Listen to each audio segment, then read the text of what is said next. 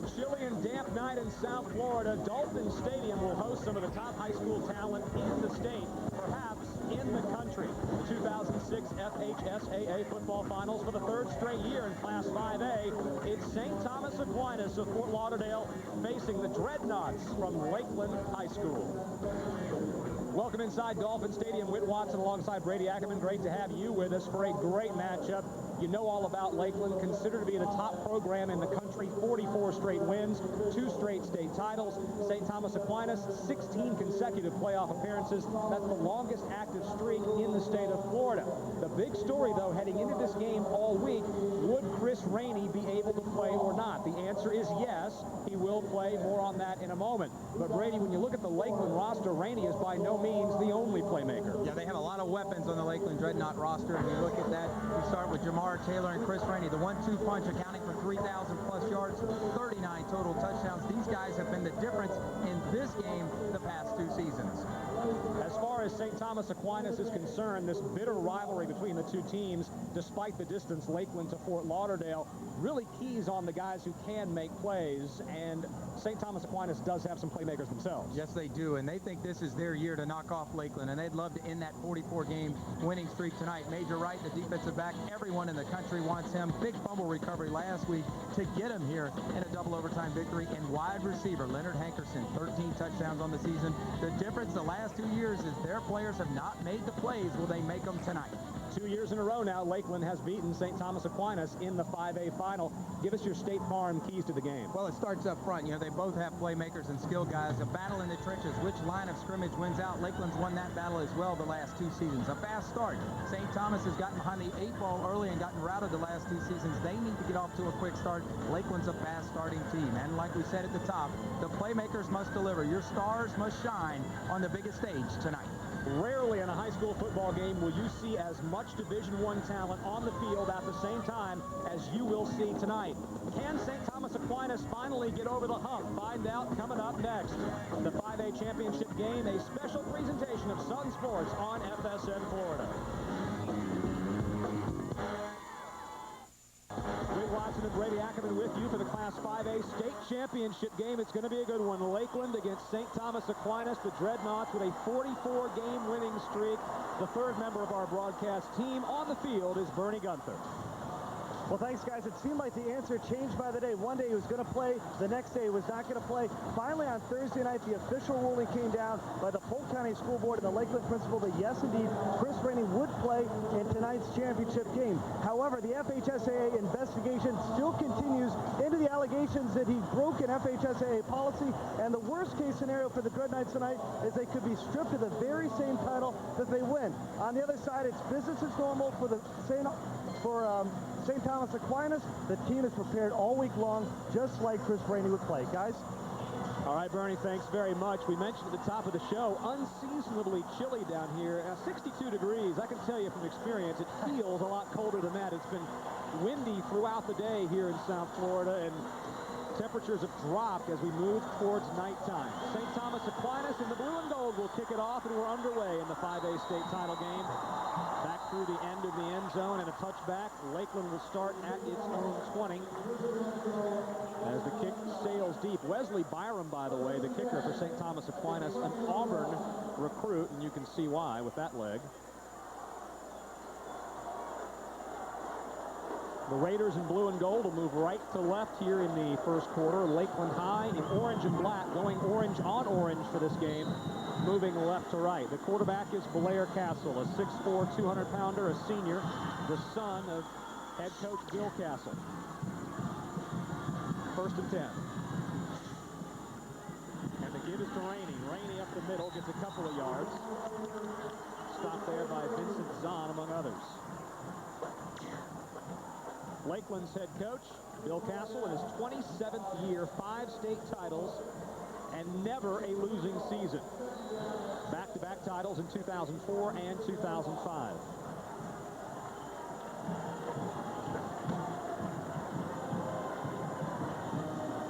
Second and 7 as a light misty rain begins to fall just in time for kickoff.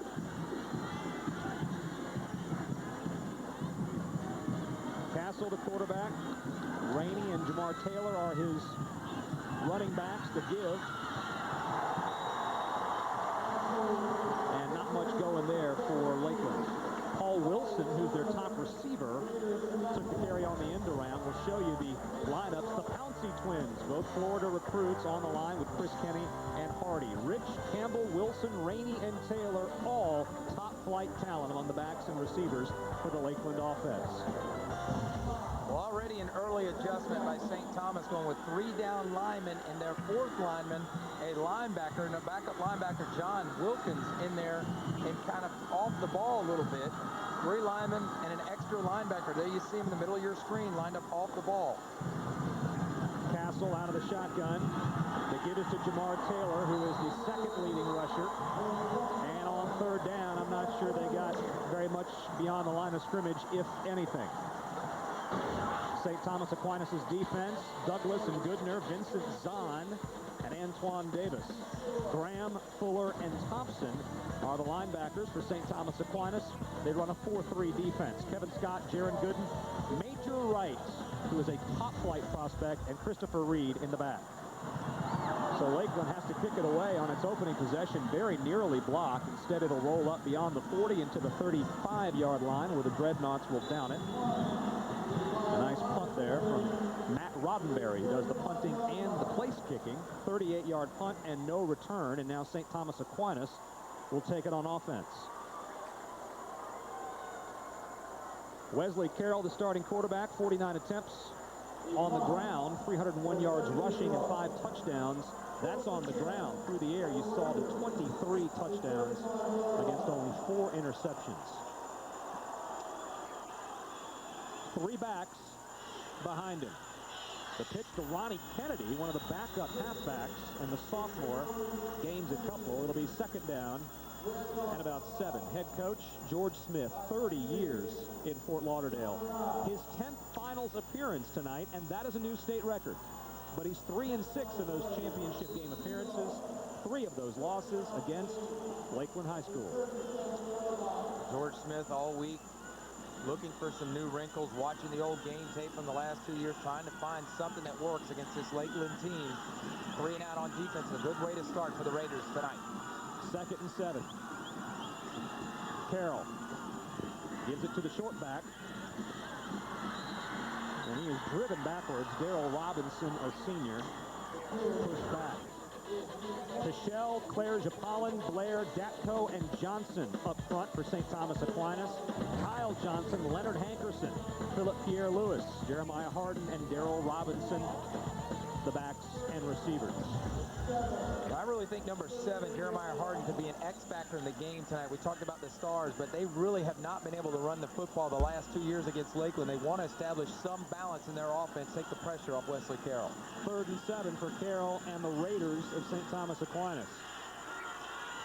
Out of the shotgun, he gives it to the short back. There's a fumble. Lakeland's on it. Still waiting for a signal from the referees. There's a flag on the play, so hold on a moment.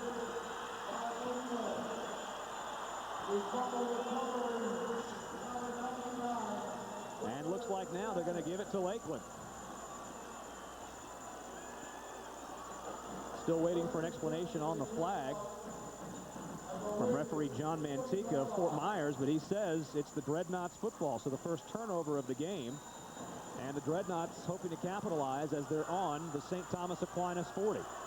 Self-inflicted wounds, and we talk a lot about that at the college level. Tonight, you want to avoid turnovers. Mistake number 1 for St. Thomas. Yes, they picked up the flag, and they're going to let them play on. The handoff to JAMAR Taylor. He'll pick up a couple. Taylor's a senior, 5'10", 215, 13 touchdowns. Tackle by Antoine Davis. Both these teams pretty deep. They'll play 2 guys at a lot of different positions. Obviously, early on, St. Thomas against this rushing attack, and Lakeland is a running football team, a power football team, trying to throw a wrinkle in there, running a little flex defense with an added linebacker who's reading the quarterback. 2nd and 6. And it's a keeper for Blair Castle. Castle breaks a couple of tackles, good blocking up front. Gets down inside the 30, picks up the 1st down at about the 26-yard line. We're talking earlier before the game with Coach Castle. He really likes his quarterback. Obviously, he's got the right last name. They don't ask him to do a whole lot. Just be a director of the offense, manage the game.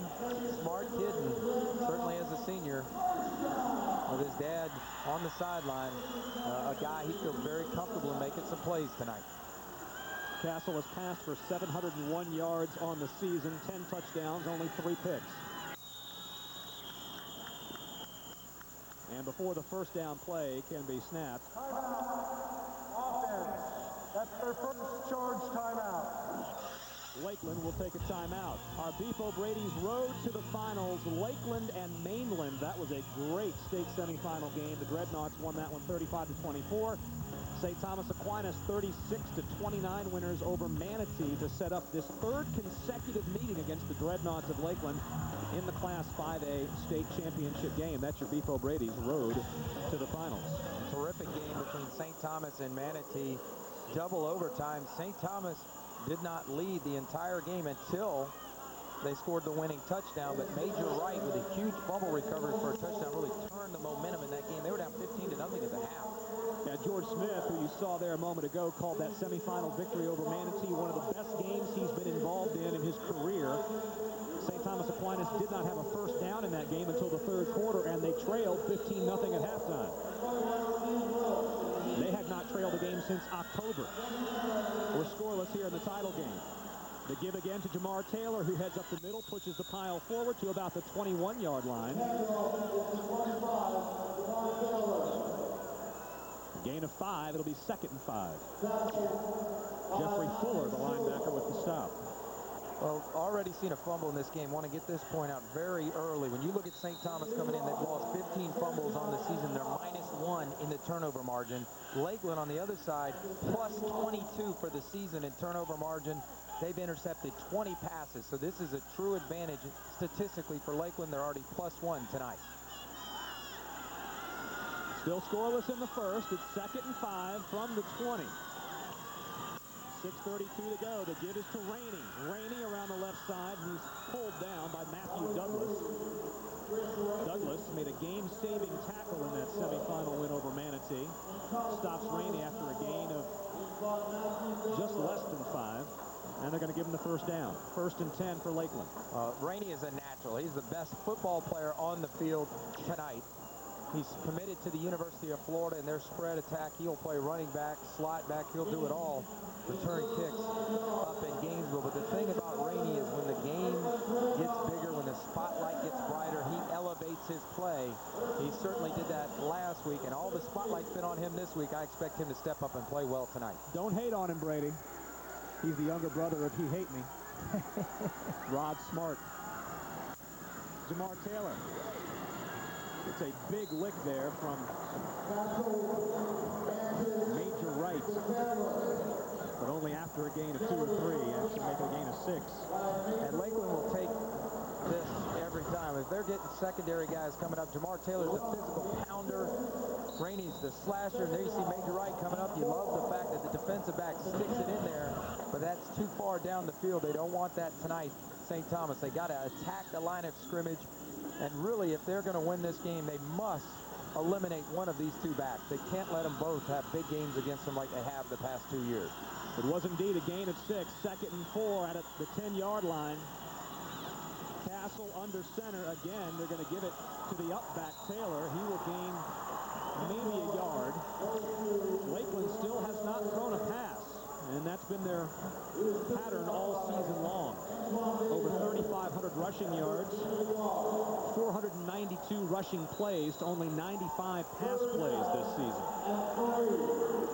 And they outrushed their opponents by about 2,300 yards in building up that 14-0 record. Well, awfully good offensive line. They love to go on short yardage situations down here by the goal line over the Pouncey twins. They were on the left side at left guard and left tackle. 3rd and 3, 6th play of the drive. Here's Rainey with a big hole to the left side. Touchdown, Lakeland. Chris Rainey gets into the end zone for the 27th time this season, and the Dreadnaughts take a 6-0 lead. That was too easy. You know, you got the Pouncey twins on that side. You motion your H-back over. There you see him coming. Everything's to the left side. Good blocking at the point of attack. He goes virtually untouched into the end zone. I think Brady Ackerman could have scored on that. I believe I would have scored. I'd love to have run behind the Pouncey twins. James and LaShawn making up the left side of the Lakeland line. Matt Roddenberry for the extra point with 4:26 left in the first.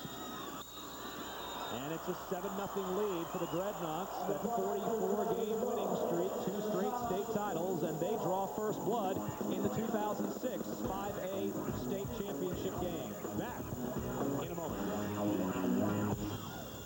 A 10-play, 47-yard drive, all on the ground, capped off by a Chris Rainey 9-yard touchdown, puts Lakeland up 7-0 here in the Class 5A state championship game. The Dreadnaughts of Lakeland, they're orange and black, all orange tonight. 2-time defending Class 5A champions. 5 state championships overall. Beat St. Thomas Aquinas in the final last year, 39-10. Lakeland, about halfway between Orlando and Tampa along Interstate 4. For the last couple of years, that city has also been home to the FHSAA basketball finals.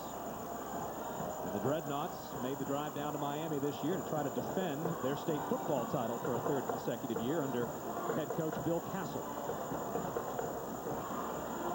7-0 here at Dolphin Stadium. Good to have you with us. A special presentation of Sun Sports on FSN Florida. Matt Roddenberry kicks it off. Taken inside the 20, brought up to about the 25, and dropped there. And that is where St. Thomas Aquinas will start. Giovanni Bernard, the freshman, on the return. And there you see Chris Rainey with a 9-yard touchdown run. Let's take a look at the touchdown again, and you're going to see it right here. Everybody's going to seal to this side, and Rainey's going to get up the field, nothing but pay dirt. Watch the left side of that offensive line, the guard, the tackle, and the wingback. Wilson out there, everybody blocking on the edge. Rainey into the end zone, touchdown Lakeland. So the Raiders moving right to left in the blue and gold. They'll start from about the 25-yard line. There's the handoff to the left side. Not much going against that Lakeland Dreadnought defensive line. Carroll actually faked the handoff and kept it. The quarterback stopped by Weber Stannis. A loss of 2. It'll be 2nd and 12. Now, we talk a lot about the offense of Lakeland and the star power they have at receiver and running back, but during this run, during this 44-game run, the defense has been very stout for the Dreadnought. Carroll in the shotgun with Jeremiah Harden standing next to him. 3 wideouts right, 1 left. He goes left. Pass is complete. Kyle Tuthill, 6'1", 180 senior. Let's go downstairs to Bernie Gunther. Well, guys, one of the biggest players out on the field that's looking for redemption tonight is St. Thomas Aquinas quarterback Wesley Carroll. He's a man who seems like he has everything. Star quarterback, 4.3 GPA, but he's never won the big game. In fact, last year he played a big role in the team's demise. He was slammed to the ground 2 weeks ago against Coconut Creek, and they expected that he may not start. More on that after this play. Carroll back in the shotgun with time, looks to throw. Calls for a block, doesn't get one, fumbles the football, falls forward to about the 35-yard line. Very fortunate not to turn the ball over, and Carroll will be close to a first down. Let's go back downstairs for Bernie. Well, guys, last week he was on the sideline with a strained joint in his arm. He was asked to do clipboard duty. In fact, he did not throw the ball for 14 days in a row. This Tuesday, he picked up a ball for the first time, and Coach said he looks like he's almost close to 100%. Of course, Fitz, as he calls him, is ready on the bench, and he says that he'll be better as a backup than he was last week as a starter when they won their game. Guys? Yeah, Bernie, Sean Fitzgerald looked pretty good for a backup quarterback making his first career start last week. The backup QB leading St. Thomas Aquinas to a semifinal win. Handoff goes to Harden. Harden is pulled down after a short gain. Jeremiah Harden, the leading rusher, picks up 7. It'll be 2nd and 3. He could be a real key player tonight. There you saw the burst. He's just a junior, a young player. Over 1,100 yards on the season, and they're just looking for balance. You know, it's very early in the game. We talked about fast start, and Lakeland kind of steamrolls you and puts you on your heels early on. St. Thomas wants to stay balanced, keep the running game involved, and stick with their game plan. 2 backs behind Carroll on 2nd and 3. Carroll with the give.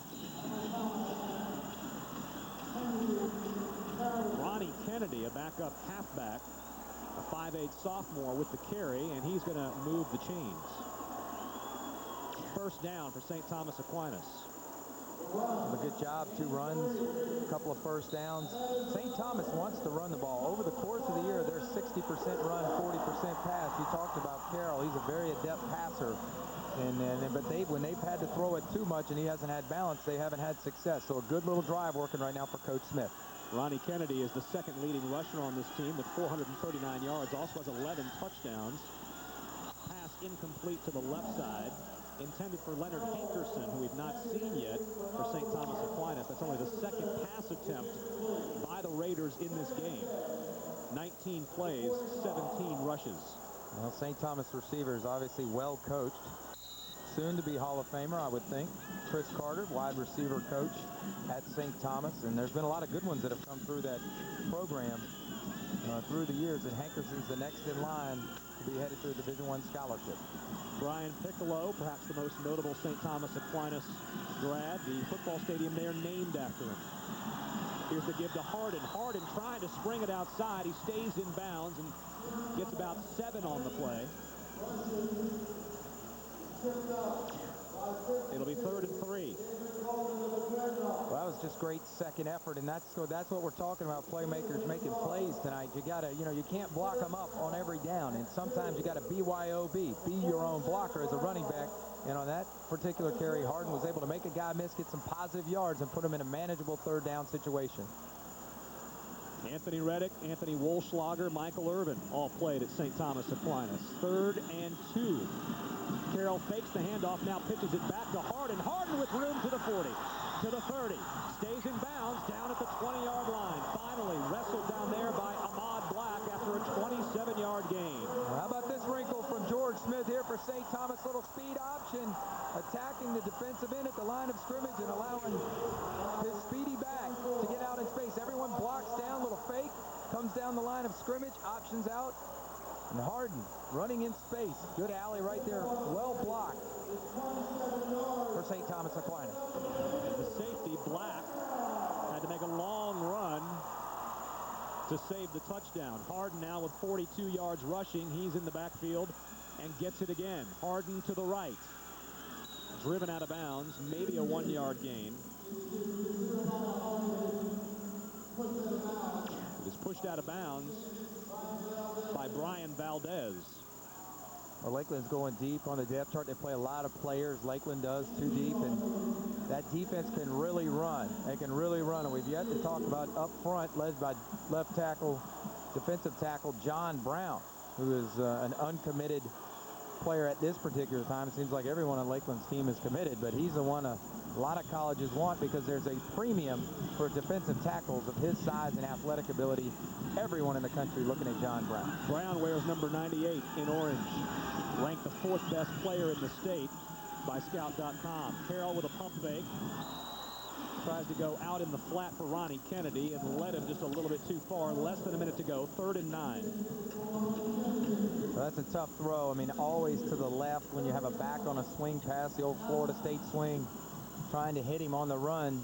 You want to throw to an area and allow the back to go get it because he's on the move, and Carroll didn't complete that one. Now they're in a 3rd down and long situation. On the season, St. Thomas 45% on 3rd down, in large part because like the last 3rd down they had, it had usually been 3rd and short, 3rd and 3. But this is a veteran quarterback. We'll see if he can pick up a tough one here against Lakeland. A moment ago, you saw Sean Fitzgerald, the backup, wearing number 11, signaling in the plays to the starter, Wesley Carroll. Carroll with 39 from the shotgun. They look at the option, tries to shovel pass. Gets it up front to Harden. Harden, or rather Kennedy, gets knocked down after a gain of about 2, well short of a 1st down. Clock runs down to 40 seconds in the quarter as St. Thomas Aquinas will set up for a field goal.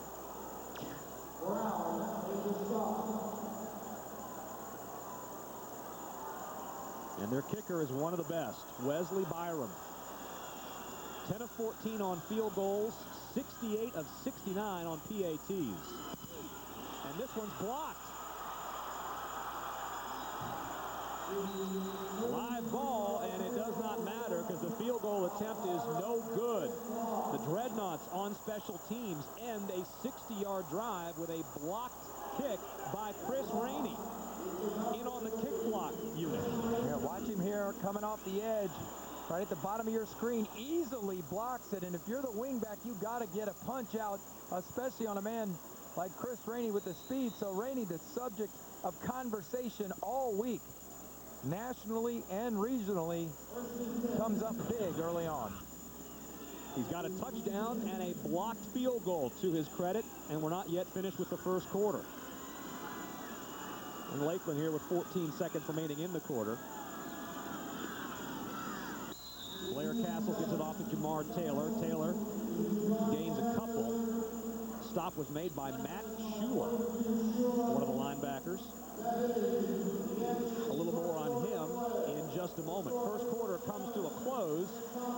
Lakeland with a 7-0 lead over St. Thomas Aquinas here at Dolphin Stadium in Miami. This special presentation of Sun Sports on FSN Florida continues in just a moment. St. Thomas Aquinas, the Raiders wearing blue and gold. 3 times they've won the state championship. George Smith has been there 30 years. Overall, they have state titles in 14 different sports and have won the Broward County All Sports Award 21 times. It is a comprehensive athletic program. 22 state championships in swimming, both girls and boys. 2 in baseball, 5 in boys soccer, 9 in girls tennis. Going for a 4th in football. Lakeland has the football right now. Blair Castle now moving right to left in the all-orange with Chris Rainey behind him. Rainey to the right. Gets a couple of blocks to the 40. Chris Rainey, goodbye. 20, 15, 10. Touchdown, Rainey. 73 yards. And he pulls out a little gator chop there at the end, but Chris Rainey just too much speed when he gets to the second level. And the Dreadnaughts have made St. Thomas pay for both mistakes, the missed field goal and the turnover, and that's been the story of this series between these two teams. Chris Rainey puts on the extra burst. Once he gets the first block and even a piece of a second block, once he gets beyond that line, it is good night. His second touchdown of the game. He's now got 90 yards. We played 1 quarter and 12 seconds. Extra point is good. It's 14-0. Those 90 yards coming on only 4 carries. Well, they're going to go right this time. They motion the H-back over there. It's just a stretch play, outside zone play, well blocked down the field. And when he gets to the second level, you better forget about it. Rainey for the touchdown. The secondary, Jaron Gooden's got to take a better angle right there and make that tackle. There you see nobody filling the gap. Major Wright gets blocked, and Chris Rainey once again stepping up big. 2 crucial mistakes by St. Thomas early in this football game, and 2 touchdowns for Lakeland. And the longest run of the season for Chris Rainey. His previous long was 72. Quickly, let's head downstairs to Bernie Gunther. Well, thanks, guys. Well, after winning 3 state titles in 1990, St. Thomas Aquinas has been virtually shut out here in the new millennium. This is the 5th time they have played in an FHSAA championship game. Take a look at the results. 2000, they lost to Pine Forest in what was a classic 3 overtimes, 34-27. 2001, they lost to Lincoln 28-20. And then, of course, Lakeland, big victors over them, 31-7 and 39-10. Guys? A 3-6 record in the final game for head coach George Smith. Lakeland kicks it off. Taken by Philip Pierre Lewis, who is their top returner, and Pierre Lewis, with a good return, comes out beyond the 30-yard line to the 32. 2 plays, 75 yards, 73 of which on the feet of Chris Rainey. It's pretty simple football, Whit. I mean, they line their wing back up to the right, and then they motion Jamar Taylor to the right. So they've basically got more blockers over there than St. Thomas has defenders, and it's just power football. Man on man, they block them up. It's been easy stuff for Rainey. I mean, that was great speed and athleticism when he got through the hole, but terrifically executed by the Lakeland offense. So here comes the St. Thomas Aquinas offense with 3 backs in the backfield. Ronnie Kennedy gets the carry. He moves to the right. stop made there by Calvin Shaw. Ronnie Kennedy's been getting a workout in this game. He and Harden both sharing the load early for the Raiders. 439 yards on the season and 11 touchdowns for Kennedy, who's only a sophomore. He'll take a break now as Carroll directs the offense.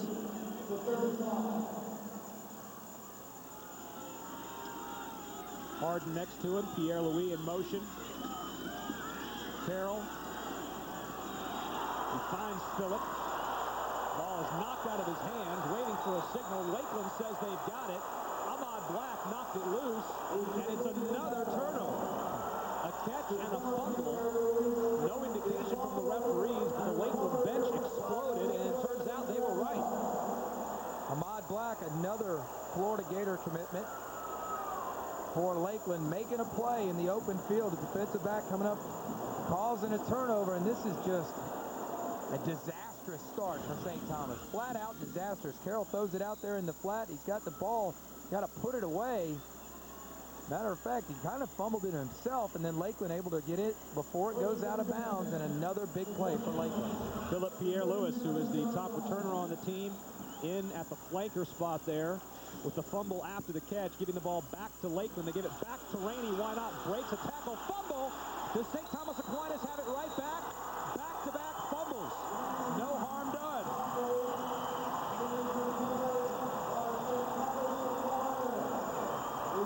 Matthew Douglas recovering it for St. Thomas Aquinas. Let's take a look at it again, and a little charity right here from Chris Rainey. Now, this is one of the big questions coming in. He's got the ball on the inside of his hands, stripped right there by Kevin Scott for St. Thomas, and Douglas recovers it. But one of the big questions coming in with all that's been centered around Chris Rainey, has his focus been on football? Well, he's looked pretty good to this point, but that's not Chris Rainey football right there. Big turnover for the Raiders. Scott, the defensive back, knocked it loose. They'll give it right back to Jeremiah Harden. He goes to the left side, protecting that football carefully for a gain of 4 yards. So fumbles on back-to-back plays. Yeah, how many times you see that in football? And if you're St. Thomas, you're down 2 scores. But what you want to do is you want to stick to your game plan offensively. Had a nice drive the last time, ended in a blocked field goal. Then they got the turnover, but fortunately they get it back. Stay with your running game. You have to stay balanced. If you try to throw the ball 35 times against this Lakeland defense, you're going to struggle. So if you're St. Thomas, even though you're down 14-0 and you've kind of shot yourself in the foot, just hang in there and stick to your game plan. Carroll to the right for Kennedy. Kennedy looking for an edge, gets across the 50, picks up a first down, moves the chains for the Raiders. Gain of 8. There you see Ronnie Kennedy, the sophomore, young backs here for St. Thomas. Speed guys, that's what they're trying to win. They're trying to up the ante at the speed positions. And Carroll, how about the toughness by Carroll? He's coming off that injury, just started throwing on Tuesday, and they've run the option with him several times. He's taken some shots, goes down the field, and that was a nice run right there for St. Thomas. First 3 drives of the night for the Raiders, 2 fumbles and a blocked field goal. They're trying to turn things around here in the second quarter. 9:42 left. It's a first down inside Lakeland territory. Carroll with 2 backs behind him. Fakes it to the deep back Harden, looking deep. He's got Pierre-Louis and drops just short and to the left, incomplete. It'll be 2nd and 10. I like the shot. Take a shot down the field, back him off a little bit, loosen him up for the run game. You're at midfield. It was a good throw. Thought maybe Pierre-Louis could have gone after this one a little bit harder. They'll pull the guard out in front of him, protect him a little bit. Not a naked boot, but a bootleg. I really think he could have made that catch. Really do. Maybe he saw something that we didn't see, but from our angle, it looked like it was a catchable ball. Carroll now 3 of 6 for 17 yards. Pierre-Louis is wide left. They'll give it to the up back Kennedy, who's really getting a workout here in the first half. Gains a couple on 2nd and 10. Pat Turner, the right tackle, with the stop. It'll be 3rd down at 8.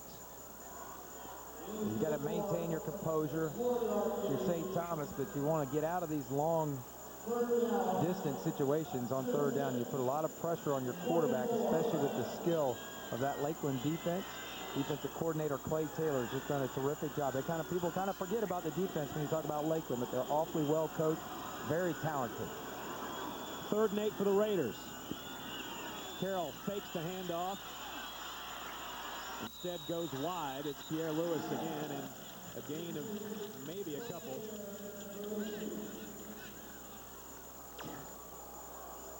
Brings up 4th down and 6, and they're going to go back to the punter. It's Michael Grudy, a 6-foot senior.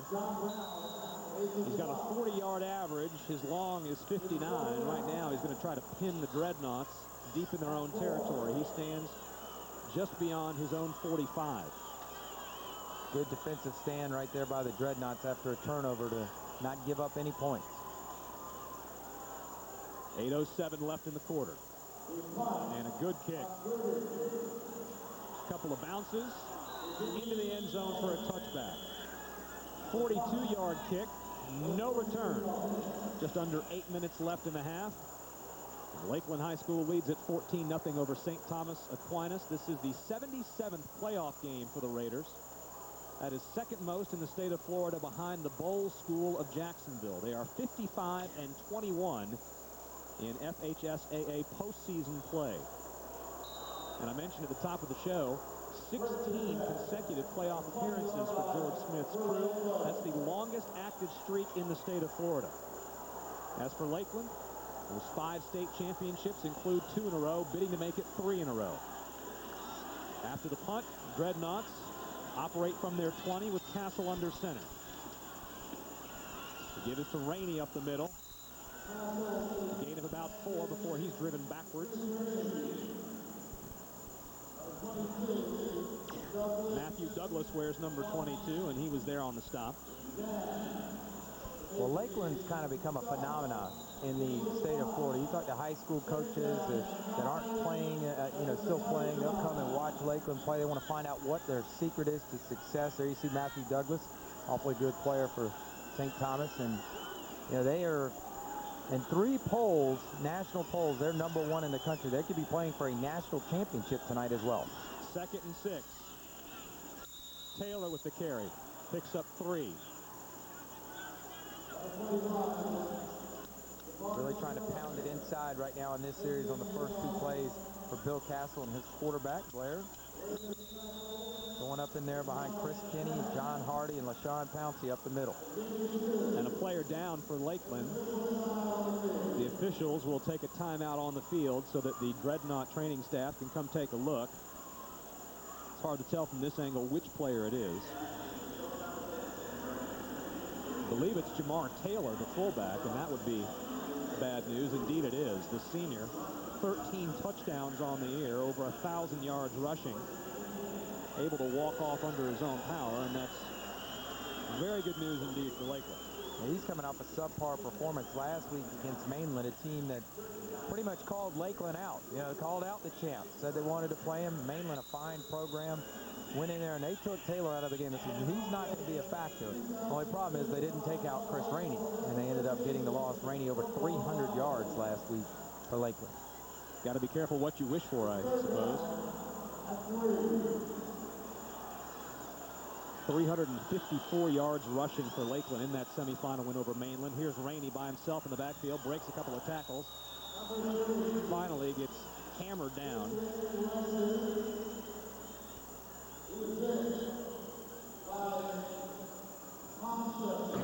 Check out the offensive line, creating a new line of scrimmage. Now, St. Thomas is playing off the ball. That's one of the problems right there. They have backed it up. They're playing like a desert swarm defense. Remember when that was popular back at Arizona in the 90s? They're playing off the ball so they can read which way Lakeland line is going to block, and then try to get underneath the blocks and make plays. The problem is Lakeland is engaging them a yard down the field and pushing them even further. Rainey is already at 100 yards. Only 6 carries halfway through the second quarter. Here's Rainey again. Lost his footing. Finally, St. Thomas Aquinas converges. Vincent Zahn among several on the stop. That's a gain of 6.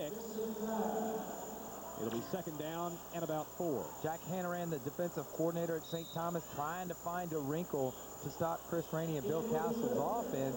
and they're trying to read the offensive line, but the Lakeland offensive line is so dominant. I think if you're St. Thomas, you'd be better off crowding the line of scrimmage and just getting after it, just getting up the field, mano-y-mano. Castle from the shotgun gives it back to Taylor, who's back in the game. Now keeps it, the fake to Taylor. Instead, Castle keeps it, heads for the left. There's a flag down. Stopped by Vincent Zahn again. It'll be a hold against Lakeland. Lakeland has been a highly penalized team. They lost 125 yards to penalties in their semifinal victory over Mainland High School of Daytona Beach.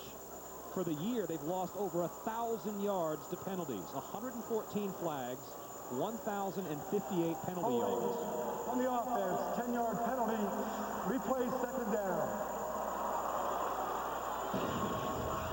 And there you see it right here. Check out the line of scrimmage where the ball is, and look how far off the St. Thomas defense is from the line of scrimmage. And that is that they're trying to read which way it's going and then attack. And I think Lakeland's too good to do that over the course of the game. It'll be 2nd and 13 after the holding penalty. Rainey back in it, tailback, breaks the tackle deep in the backfield. Boy, St. Thomas had a clean shot at him. You see the strength. It'll be a loss of 4 as Matthew Douglas came sailing in to make the second hit on Rainey. Here it is. Now they blow this one up really well. Rainey busts outside. He probably should have went inside. Thompson had him, and then, or Douglas, excuse me, had him, and then the rest of the defenders come and clean it up. But that was a very, very good defensive series right there. It was Thompson. That was a great series right there, or a great play by the St. Thomas defense. Individual effort by Chris Rainey. Still, it's 3rd and 18 now. You would expect that Lakeland's going to have to try to go to the air. Nope, they're going to go to Rainey. Why not? And again, it's Matthew Douglas on the stop. Douglas has turned this into a personal battle. It's a gain of 6. It'll be 4th down at about 12. The holding penalty, as you mentioned, all the penalties that hurt Lakeland last week, that they had in the game didn't come back to haunt them, but the penalty there put them behind the chains. They could not make up the yardage, and now they'll turn the ball back over to St. Thomas. The senior Roddenberry is back to punt it away.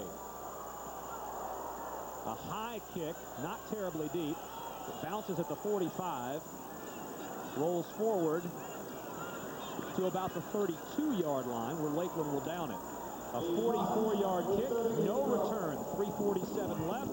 St. Thomas Aquinas will have the ball back, down 14-0 in the 5A state championship game.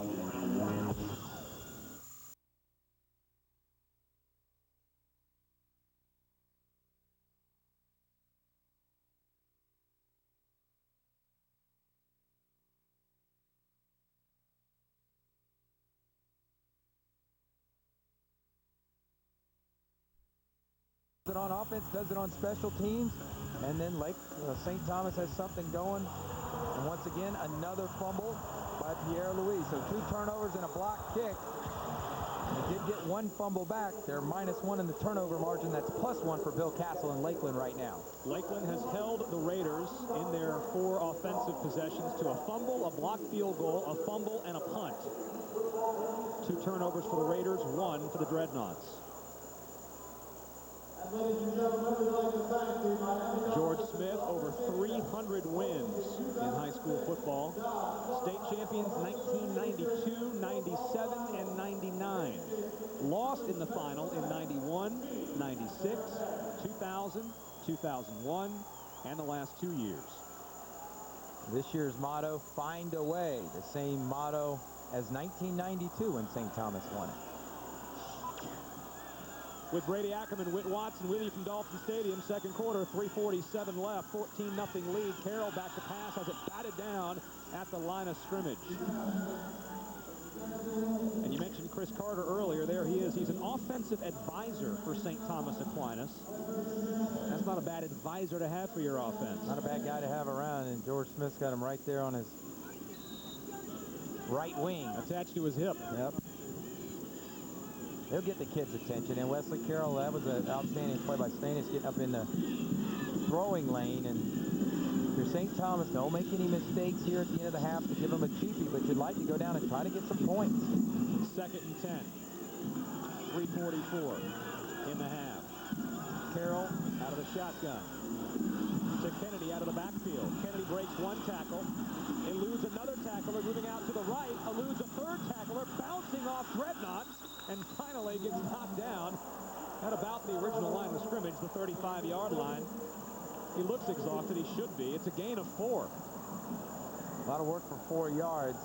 The backs have been very active in the game plan for St. Thomas here in the first half, but you got to wonder at some point in time, Carroll to Hankerson. Leonard Hankerson is a big playmaker. Let's see this again. Now, you got the pressure, just a little screen play, but you got to follow your blockers. You got to get up the field north and south. He comes east and west, and even though he shows some great athleticism, good balance, takes a hit right there, keeps on clicking, only a 4-yard gain. 3rd and 6. Carroll has it picked off. Intercepted. It's Colin CLYNE, the linebacker, and another turnover, scotching another St. Thomas Aquinas drive. 31-yard return for Colin CLYNE. Another mistake, and that is what you can't have. I just got done saying this. They're going to throw the jailbreak screen in the middle. He throws it too high, trying to throw it over Stanis, and it ends up getting picked off by CLYNE. The senior linebacker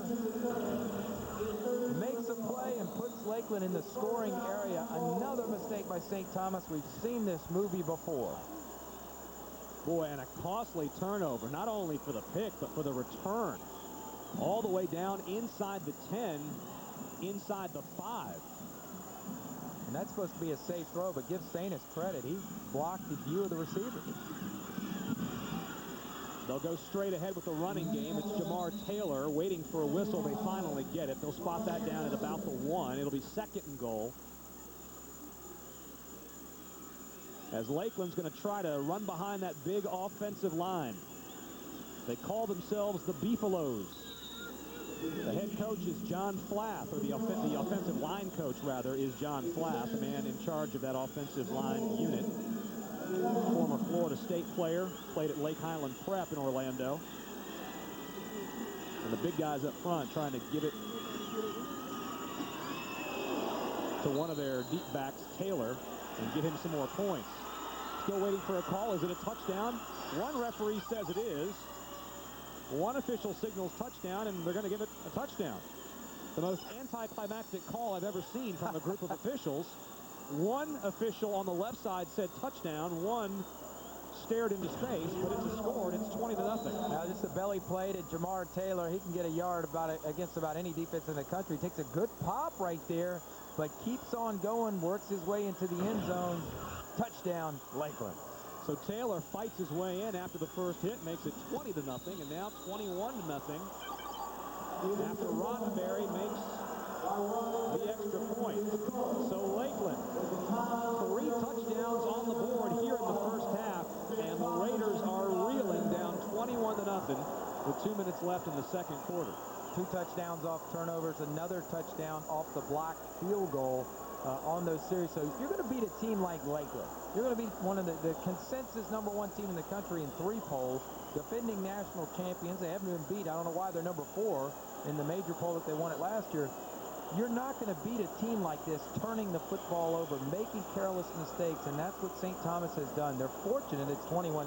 This game is far from over, especially with the skilled players that St. Thomas has. They've had a good, but they're now out of their game plan. They had a good game plan coming in, but with the turnovers, it forces them to get out of their game plan.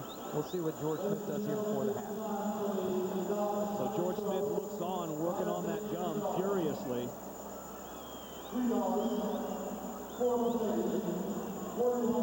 The kickoff will be handled by Drake Lenarty.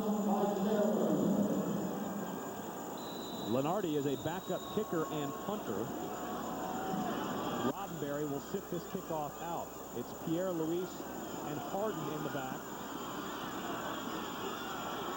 Fielded on the left side. Taken down just inside the 40-yard line. One of the forward returners, Giovanni Bernard, with another big return on the day. Lakeland with 3 touchdown drives that have required a combined 10 plays.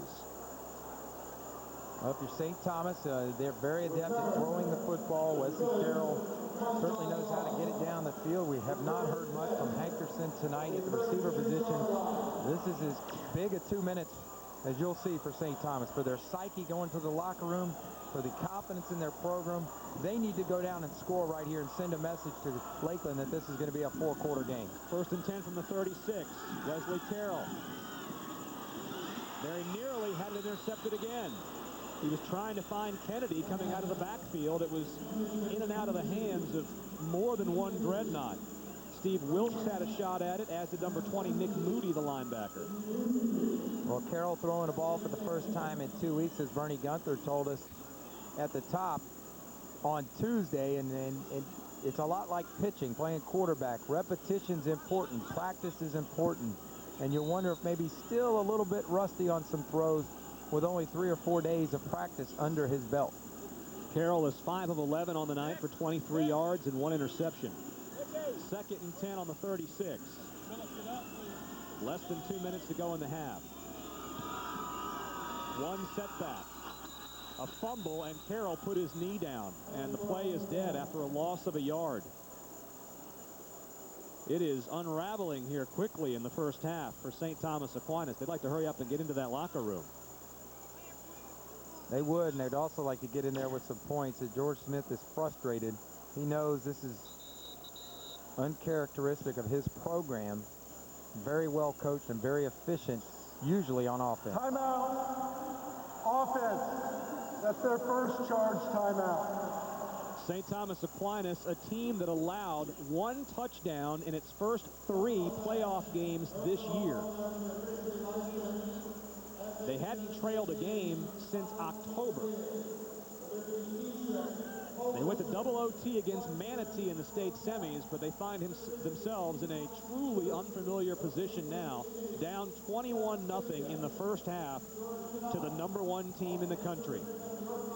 Well, if there's a silver lining or a motivational speech for St. Thomas when they go to halftime, they were down 15-0 last week without their starting quarterback and were able to come back in an emotional game.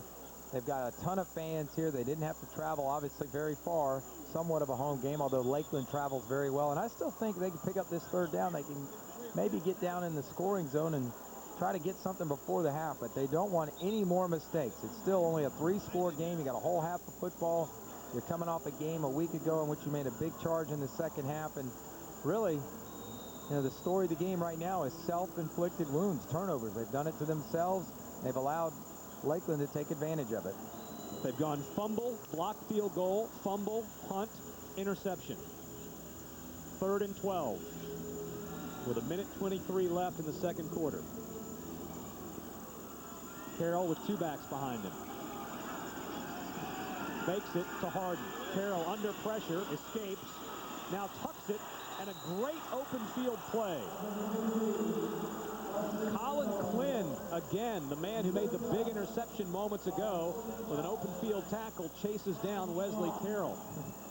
He's the unheralded player on this defense. Watch the closing speed right here. Well, this looks busted from the start. Pressure coming in. Shaw looks like he's got a shot on him. But look at the closing speed right there by CLYNE. He gets him, tips him up, and Carroll's had a nightmarish first half. A loss of about 4 on 4th and 12. They'll have to kick it away. Michael Grudy is the punter. Grudy back in for the 2nd time in this half.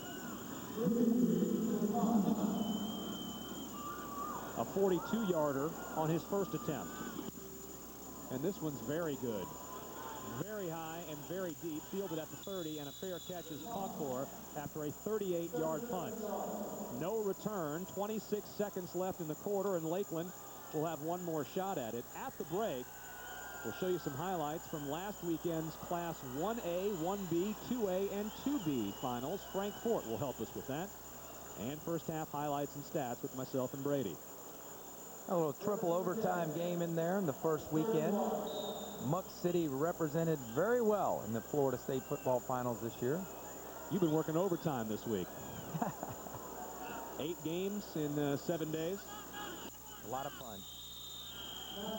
Castle will take a knee and let the clock run out, and that is going to be that.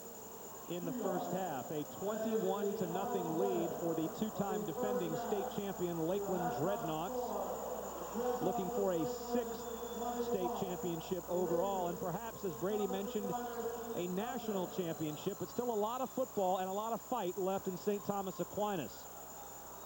They are trying to get over the hump after 2 straight losses in this championship game, back-to-back years against these same Lakeland Dreadnaughts. The 77th playoff game all time for the Raiders of Fort Lauderdale. So plenty of experience on both sidelines. They have both been here before. They really have, and I think one of the big concerns Bill Castle had coming into this football game was the focus of his team with all the distractions. He must feel pretty good right now. 144 yards of offense for Lakeland, all of it on the ground. Chris Rainey, 9 carries, 108 yards, and 2 touchdowns. Let's go downstairs to Bernie Gunther. Well, thanks, guys. Coach, we got to see your explosive big play offense, some turnovers on defense. What's been more impressive so far, the offense or the defense? Well, obviously, I think the defense creating the turnovers and giving us the field position, and we're playing real conservative offensively right now, but that's because our defense is kind of holding them in check right now. So, hopefully we can just stay hungry the second half and realize that St. Thomas got some explosive players that we can't relax. Looks like the SEC is getting a good look at Rainey, who's going to be making some big plays next year. What makes him so impactful? He's just one of a kind, very special player, and what an explosive player he is. He can score on any one play, so they'll be getting a good one. We saw him score tonight. Best of luck in the second half, Coach. Thanks. Back to you guys. Bill Castle of Lakeland in his 27th year. He's got a 21-0 lead at the break. Back with more here on Sun Sports and FSN Florida. Class 5A state championship game, the FHSAA final. The Dreadnaughts of Lakeland bidding for a 3rd consecutive title with a 21-0 lead over their rivals from Fort Lauderdale, St. Thomas Aquinas. Back inside Dolphin Stadium in Miami, Whit Watson alongside Brady Ackerman, and Chris Rainey was the story coming into the game. A question of eligibility. Would he play in this game? Lakeland able to resolve that issue prior to kickoff, and it's been the Chris Rainey show throughout the first half. Yeah, it has been the Chris Rainey show, the best playmaker on the field tonight. But turnovers have been the story in the first half as well. Self-inflicted wounds by St. Thomas. You have to play a perfect game to beat Lakeland. Harden here with a fumble early on, and the Dreadnaughts would recover it, and Chris Rainey, as you said, would make them pay. Rainey with a 9-yard scamper there to cap off the touchdown drive. Then in the second quarter, Chris Rainey creating some havoc. That's Rainey blocking a field goal attempt by St. Thomas Aquinas. And why not, as Bill Walton would say, reward the big man, as Rainey will take it. That's a season-long 90-yard touchdown run. And it puts Lakeland up 14-0 with the Gator chomp just for good measure. Then CLYNE, the linebacker, with an INT that he takes down inside the 10. And this time they'll give it to the backup running back, JAMAR, who will bull his way in, and thus 21-0. The rushing yards, Brady, we touched on this.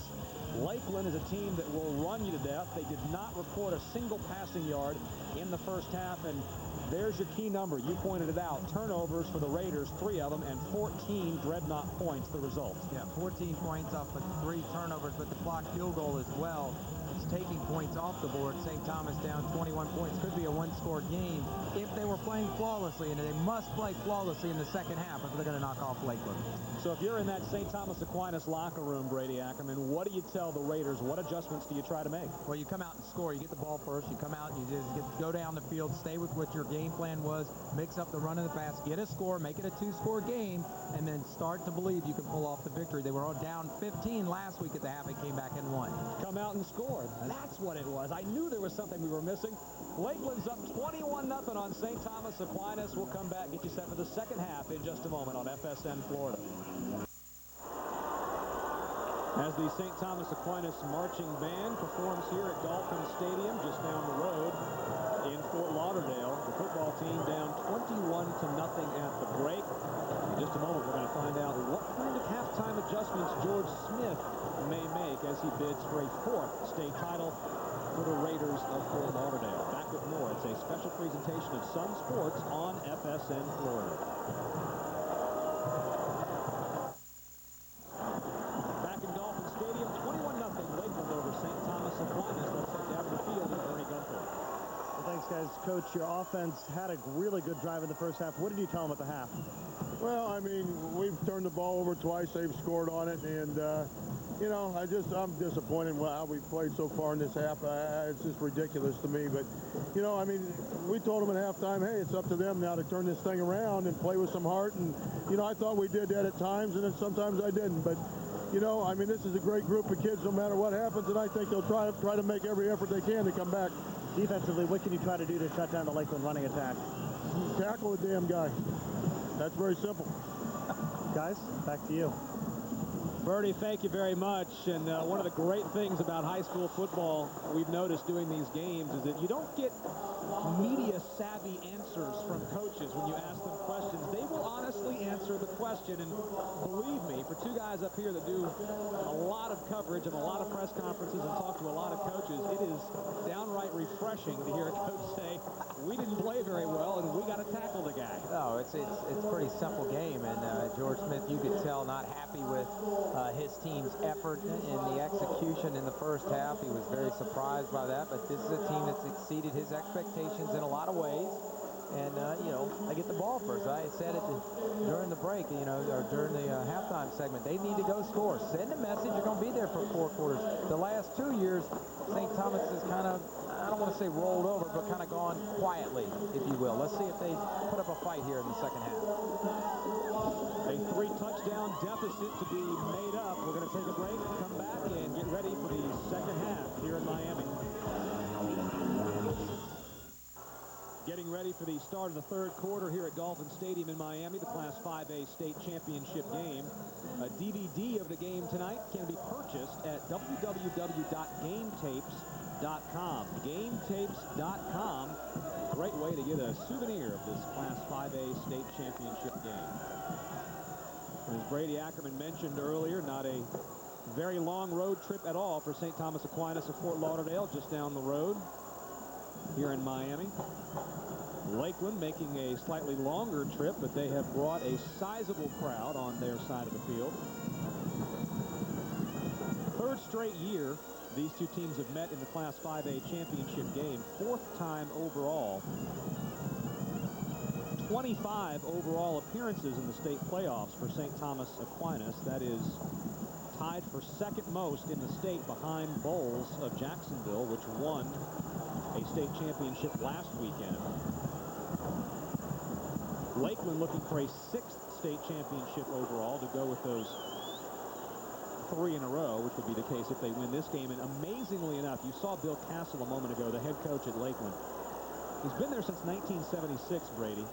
He's never had a losing season. 15 times he's had 10 wins or more, and they're on a 44-game winning streak right now. He's intense. He demands a lot of his players. And he's a guy that, you know, gets it done in the championship game, 5-0. And I asked him about this, and he says, you got 19 seniors, 20 seniors count the kicker, that play. I go, what about this team? What, I mean, do you have to treat them like at the beginning of this 44-game win streak? He says, this one's been different. He goes, I've almost had to coach myself through it because these guys work so hard. I've been around them so long. We're like family. He goes, I've had to trust them this season. I've had to trust that they do the right things and get ready and prepare each and every week, and they have not let him down this season. Offensively, the line for Lakeland goes senior, senior, senior, senior, junior, senior. There's a ton of experience at every position. Rainey is a senior. JAMAR Taylor's a senior. The quarterback, Bill Castle, is a senior. Paul Wilson, the #1 receiver, a senior. That guy with the dreadnought on his head is a senior. Oh, man. Lakeland will kick it off as St. Thomas Aquinas have deferred to the second half. So they'll get the ball first here in the third quarter. It's Pierre Lewis, their top returner, taking it back to the 30-yard line as Drake Lenarte has now come in to handle the kickoffs, apparently, for Lakeland. So Wesley Carroll goes to work. He's got a 21-point hole from which to dig out his Raider teammates. Well, you can't get the 21 back all in this series, but you can get some points, 3 or 7, and that's what they're looking for the momentum. Football's a game of momentum, and right now it's all on Lakeland's side. Can St. Thomas turn it in the other direction and make this thing interesting going to the fourth quarter? With Grady Ackerman, I'm Whit Watson from Dolphin Stadium, live on FSN Florida, a special presentation of Sun Sports. The give is to the upback, Jeremiah Harden. He's stopped by John Brown, number 98, a name we've not mentioned very often tonight. Brown, Alabama going after him hard. He's rated the 4th best player at any position in the state of Florida by Scout.com. 6'3", 295, a senior, and leads the team in sacks, as you see. And there's such a premium at their defensive tackle position around the country. So you're talking about every major program in the country trying to get Big John Brown. Carroll with the handoff. They give it to Ronnie Kennedy. Kennedy picks up about 9.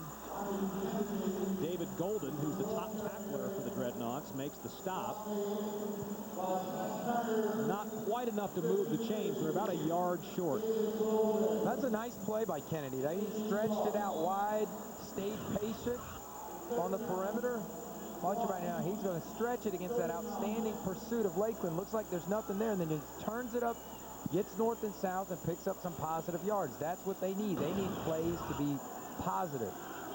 3rd down, they need 1. Carroll from the shotgun. Fakes it to Harden. Gets it out wide to Kennedy. No, it was Carroll on the keeper. His ball fake is so good that a lot of times it can fake us as well. What we do know is that he moves the chains forward. Check it right here now. He's going to fake it to the belly of the fullback. Keep it outside. The end crashes down. He reads that end crashing down, and he gets north and south. The option plays worked well for St. Thomas tonight. They've got a drive going. Let's see if they can finish it. This time the handoff is definitively to Jeremiah Harden. He spins across the 50-yard line. He'll pick up about 5 or 6. Ahmad Black, yet another Florida recruit for Lakeland, with the stop from his safety spot. Good solid drive for the Raiders right here. They're coming out and they're trying to run the football. Check and see if Lakeland doesn't come out flat. They got a 3-score lead, maybe feeling pretty good. This is the same movie. We've seen this story before. Maybe Lakeland won't come out as fiery, and they're taking the punch to them right now. Let's see if they can finish this drive off. 2nd and 5. They hand it off to the fullback,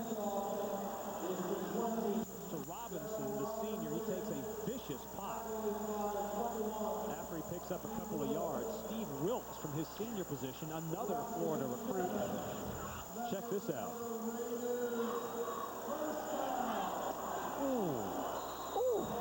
Whit. That was a decleater. Might want to check the bottom of your shoes. Wilkes, 30 tackles for loss on the on the season. Another great senior for that Lakeland football team. It's enough for a 1st down. 1st and 10, 9:17 left.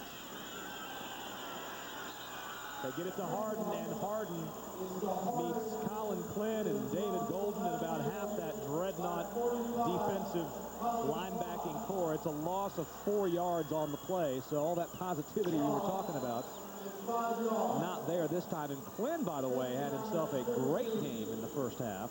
The interception return and some big stops. Yeah, he's an outstanding player.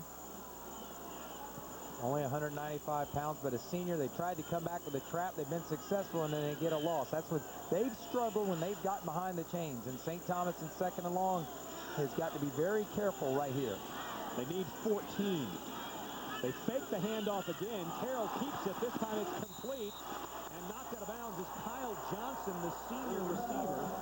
That's a gain of 14 yards, and it's going to be enough, I think, to move the chains.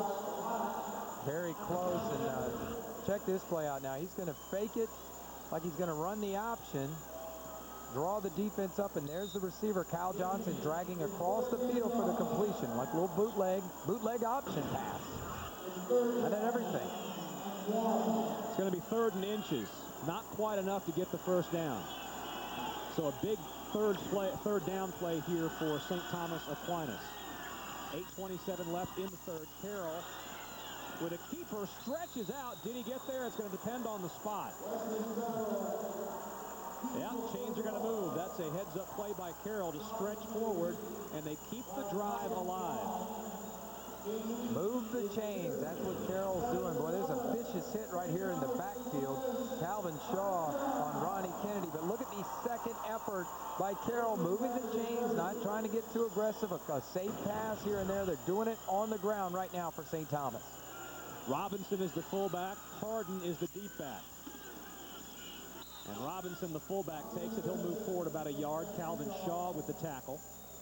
Well, they found something in the locker room that's up the middle. They've come out with the trap, they've come out with the option and the lead. And they're just trying to run the ball right at Lakeland and right up the middle. A 9-play drive underway for St. Thomas Aquinas. 8 runs and 1 pass. 2nd and 8 after a 2-yard gain by Robinson.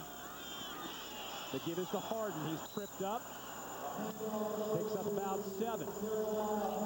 Colin CLYNE may have saved a touchdown that time. Big hole right there for number 7, Jeremiah Harden.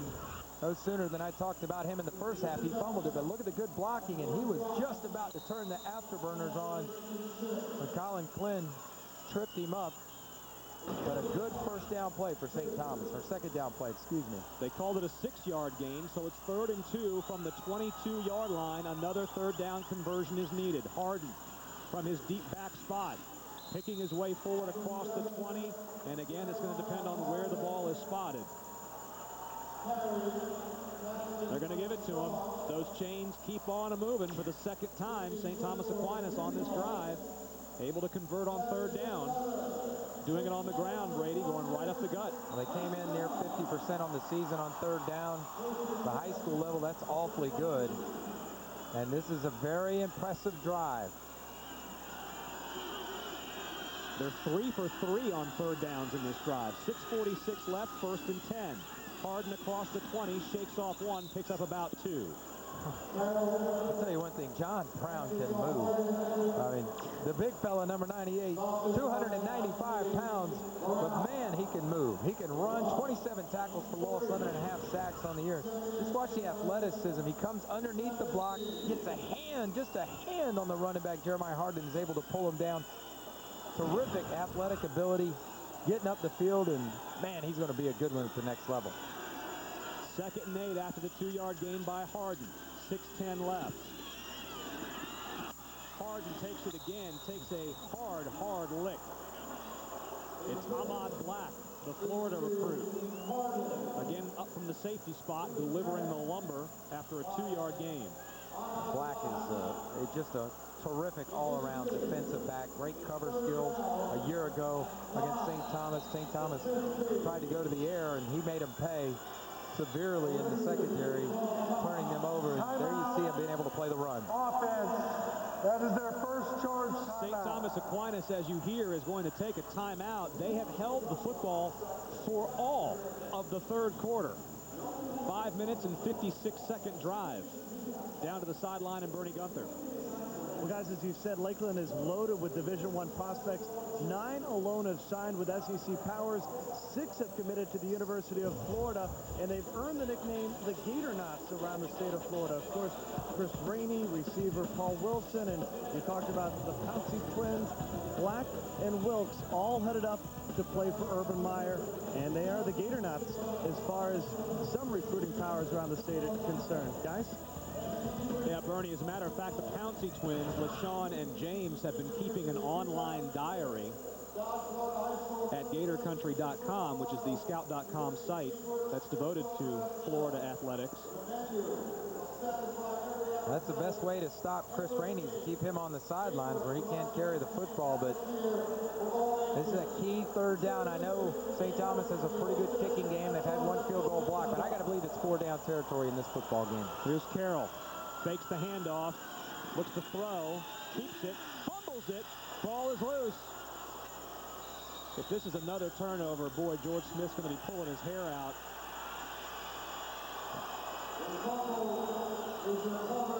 And Lakeland's got the football. A late signal from the referee, but Lakeland has got it. That is a classic case of a quarterback trying to do too much on one particular play. It was David Golden, the linebacker, who jarred it loose. And the Dreadnaughts are going to be in business.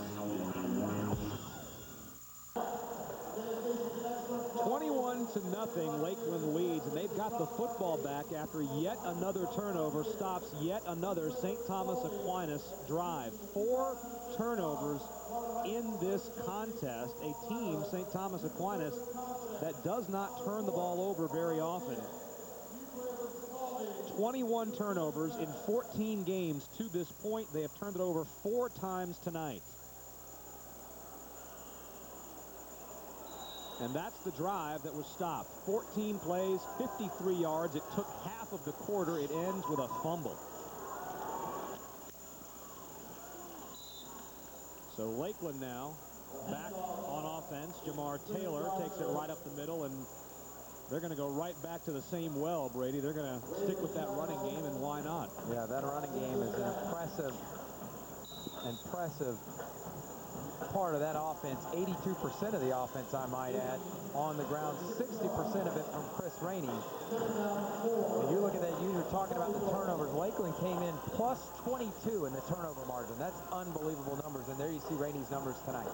A first look at Rainey in the second half, because this is the first possession for Lakeland in the second half. He takes the handoff, nearly trips over BLAIR Castle's feet. There's a flag on the play. Rainey goes sideways, and he's swarmed by Jeffrey Fuller, among others.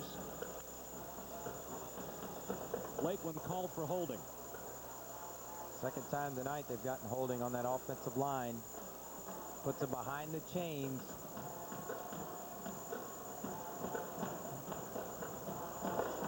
Really, you wonder what kind of game this would be if there weren't the turnovers, you know? I mean, other than the big play by Rainey, it's, you know, St. Thomas defense been Holding on the offense, 10-yard penalty. Replay second down. John Mantica from Fort Myers, the referee tonight. And you think about it, I mean, they had the one big play, 73-yard run, but they've had the short field on 2 other ones. And, I mean, St. Thomas defense, for the most part, against this high-powered Lakeland offense, has kind of held its own. But the turnovers have really put them behind the 8 ball. Rolling past 5 minutes in the third quarter. The penalty makes it 2nd and 16 for Lakeland. Call it 2nd and 18. They fake it to Rainey and give it to Chris Rich. And the wideout on the end around gets leveled by Major Wright. Wow, 2-1. I see you big time down there. But let's talk about Chris Rainey. Here you see him with a 9-yard touchdown run, slithering his way through. And then the big play. This is what you get from a player like Chris Rainey. And he's committed to the University of Florida, where Urban Meyer has said, we want to have the fastest team in the country. Well, add Chris Rainey to that list. If he signs and honors his commitment, his verbal commitment, he'll make you real fast. Chris Rich injured on the play. That was a huge lick that he took from Major Wright, the defensive back for St. Thomas Aquinas, who's also one of the top prospects in the state. Let's take a listen to this one and buckle your seatbelt.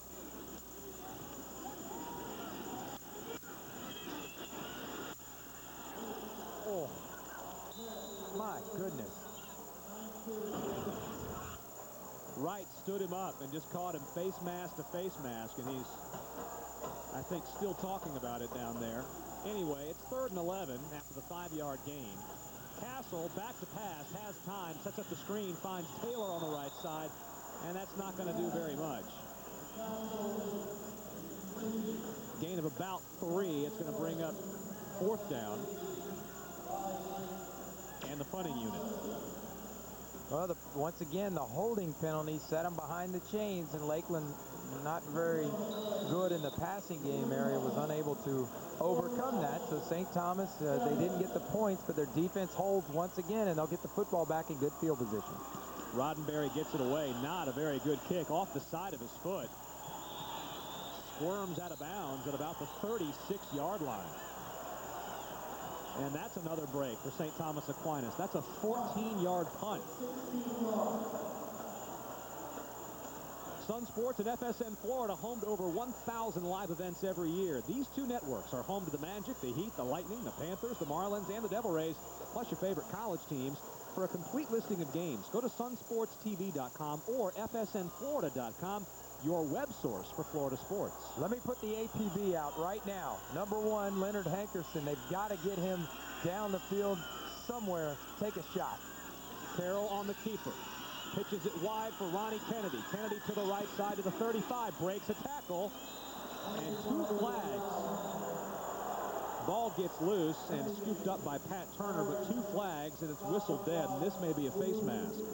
Things are getting a little chippy down there right now. Guys talking to each other. Well, frustration's starting to settle in for St. Thomas. They'll see the face mask. David Golden gets a, ooh, that's a good one.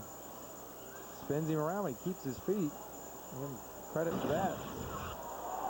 That's going to be a big one. A personal foul on the face mask. Yeah, no question. That's a good call there by the referee.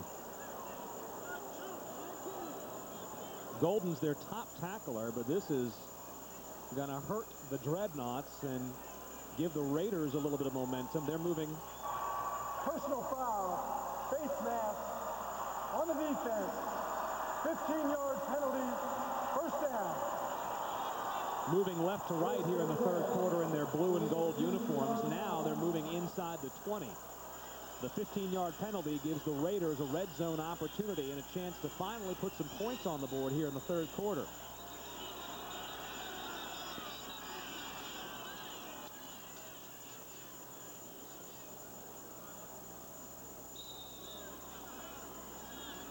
Our crew signals ready for play, and here we go. 1st and 10 on the 18.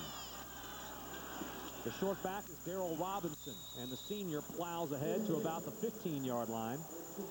That'll be a gain of 3. Brings up 2nd and 7.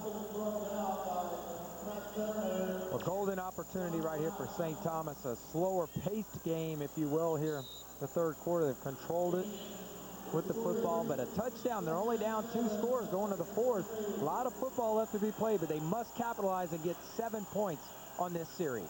Under 3 minutes in the third. Harden up the middle, breaks tackle, stays on his feet. Second effort inside the 10, down to the 7. Gain of 8.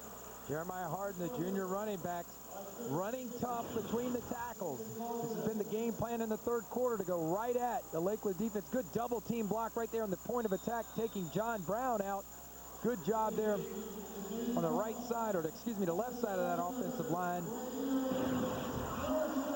Moving those guys out of the way, and they've got something cooking.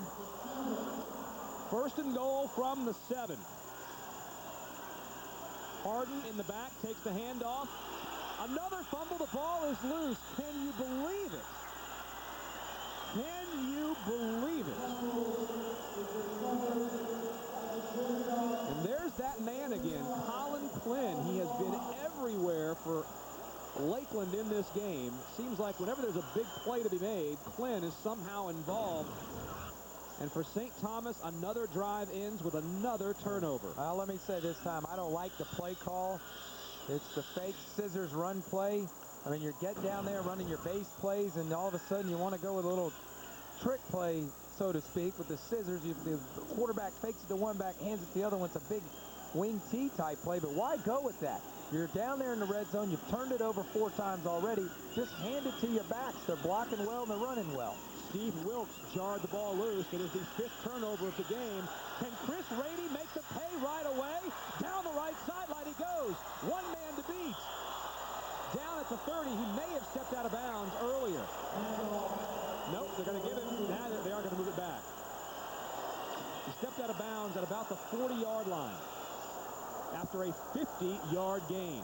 Chris Rainey is the dagger, and he's throwing it right here. Power play off the right side like a little wham G play that everybody blocks down. The guard didn't have anybody to block. I mean, just terrific job at the point of attack by the right side of the Lakeland offensive line, and you cannot give a back the caliber of Chris Rainey, the talent level of Chris Rainey, that much room to run. Wow.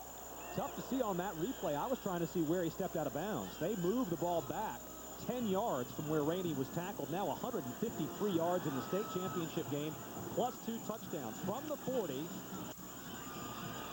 JAMAR Taylor plows ahead for about 4. It'll be 2nd and 6. Under 2 minutes here in the third quarter.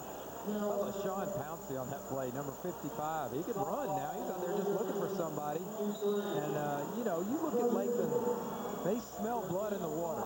You know, they can smell it. And then St. Thomas twice down there in the red zone. Critical turnovers. And they're looking to throw the knockout punch on this series. It's a great point. It's one thing to have turnovers go in your favor. It's something else to capitalize on the turnovers. Lakeland, with 208 rushing yards in the game, is doing just that. Here's Rainey. I'll tell you what, that offensive line has been so good, especially on the right side with John Hardy and Jacob Barrett, that you're almost surprised when Rainey doesn't break one. Barrett wears 57. John Hardy is 54 on that side. Chris Kenny, the center, 56. James Pouncey and LaShawn Pouncey, the twins heading for Gainesville, 66 and 55, respectively, for the Beefalos. So christened by their offensive line coach, John Flath, who played a pretty good offensive line himself at Florida State back in the day. They usually like the motion to the wing. Taylor's in motion. Rainey's in the backfield. They go to the left side over the Pouncey twins. And Rainey gets popped at about the 30, down to the 28-yard line. That's going to move the chains. Another first down for Lakeland. Anytime they're in short yardage situation, they're going to motion to the wing. They're going to bring Taylor over to the wing. They're going to run left behind the Pouncey twins. And every single time they get it. Every single time. Take a look at it. They motion. So here comes Taylor, the fullback, motioning to Wilson, and they're going to run behind the Pouncey twins. And look at the separation. I mean, there's nobody in the picture by the time Rainey gets to the line of scrimmage. And he's able to pick up the first down easily. There's a physical advantage for Lakeland up front in this game so far. Flags and whistles fly prior to the snap. Now, Bill Castle had told us prior to this game that he thought St. Thomas Aquinas was one of the fastest defenses that he was going to see all year. They are a speedy bunch. Right now, that offensive line for Lakeland, which goes 295, 285, 270, 275, and 260. They're just blowing them off the ball. Offsides is the call against the Dreadnaughts. Yeah, he felt like this defense was the best and fastest that St. Thomas had fielded as well. And in St. Thomas defense credit, they've hung in there. Dead ball, encroachment on the offense. 5-yard penalty, remains first down. I mean, you wonder at some point how dispirited they get. I mean, defensively, you know, they get a couple of stops, and then the offense turns it over, and the offense turns it over, and they got to go right back out there. And then if you're not out there focused 100%, Rainey's going to hurt you, and that's what's happened on 2 big runs. 4 flags for 40 yards against Lakeland. They've actually been pretty good in the penalty department in this game. They give it to Rainey to the right now, trying to get to the edge. Strips 1 tackler, and a gain of maybe a yard, maybe 2. Christian Thompson was chasing him down as the third quarter comes to a close. And our halftime score is also our third quarter score, 21-0 as we head for the fourth. Back in Dolphin Stadium, 12 minutes of football left for the Class 5A state championship in 2006. And during the break, State Farm making a commitment of $150,000 to Miami area high schools, part of the FHSAA's mission to provide opportunity for high school kids throughout the state. Great sponsors of high school football, Beef O'Brady's, Dodge, State Farm, and of course here at the FHSAA football finals, a familiar place for George Smith. You know, he's been here 10 times. 10 times, state record. But also a familiar face and familiar place for him when he gets up against Lakeland. It just, and you could sense his frustration at halftime. I mean, you coach them, your coaches put all these hours in, they got a good plan, and then your kids don't execute, and they make mental mistakes like turnovers, and that's very frustrating for a coach. Lakeland had the ball for 8 plays in the third quarter, 83 yards. Rainey had 62 of those. They lead 21-0. Here's Rainey to the left. Look at the hole he's got to go through.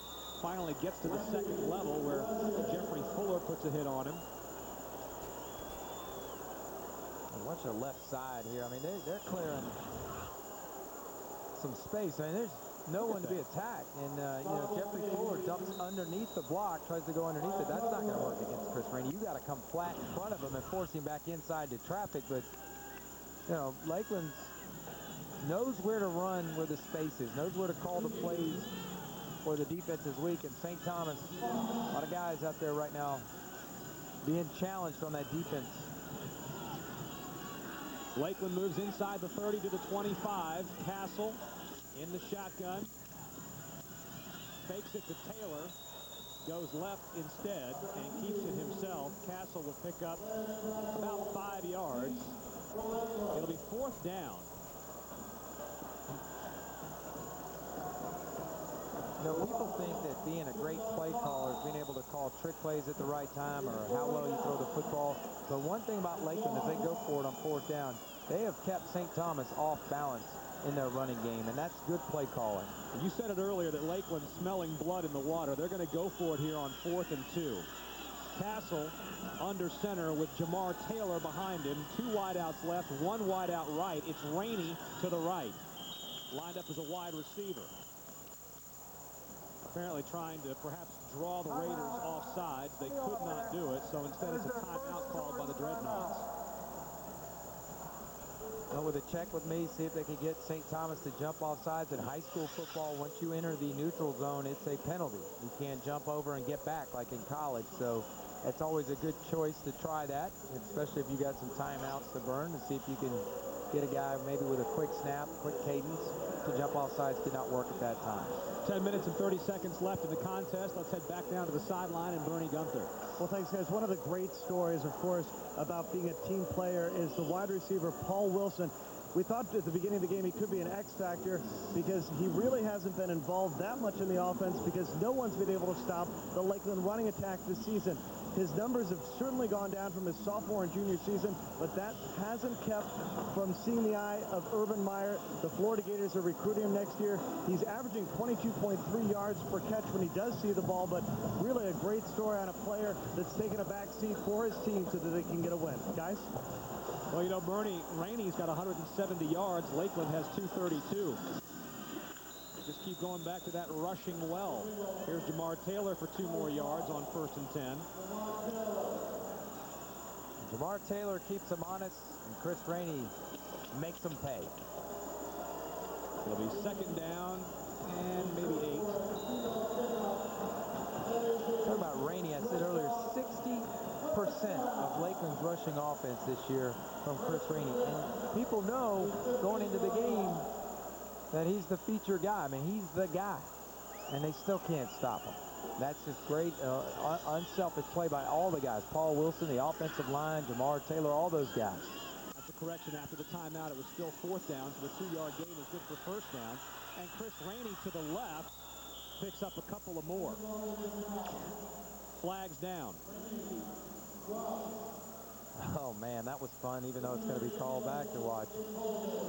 He's the best football player on the field. 3 years in a row. I've seen him 3 years in a row. He's the best player on the field. Watch this. Look at him redirect. I mean, that's like having eyes in the back of your head. But Lakeland takes a march backwards after the flag.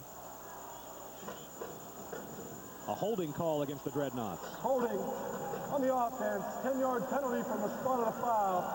Replay 1st down. 5 penalties for 50 yards for Lakeland through 3 quarters plus a couple of minutes. They're still well ahead of their pace from the semifinal victory last week. As I mentioned, they were penalized for 125 yards in the victory over Daytona Beach Mainland.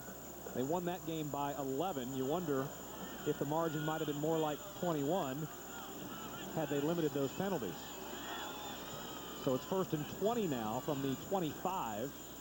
Again, it's Taylor. Taylor blasts up the middle for a couple of yards.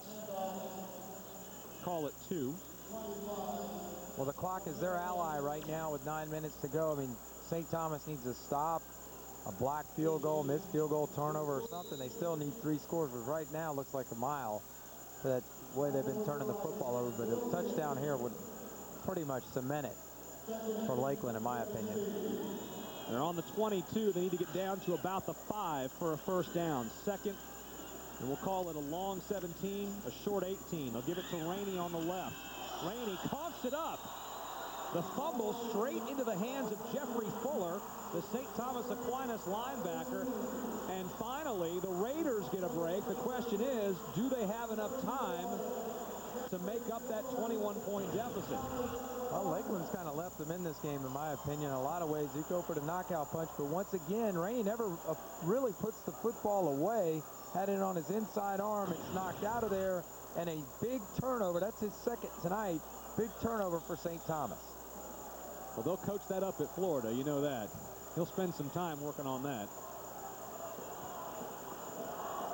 In the meantime, Jeffrey Fuller picks up the fumble. The linebacker, another senior, giving the ball back to St. Thomas Aquinas and his quarterback, Jeffrey Carroll.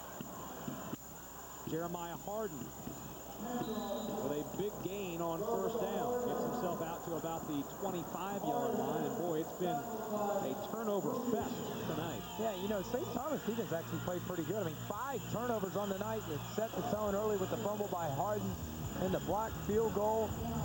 They get a fumble right here after they get the ball at midfield. The first turnover by Chris RONNIE.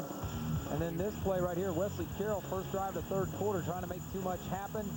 And then the second drive, the scissors play for another fumble for Harden.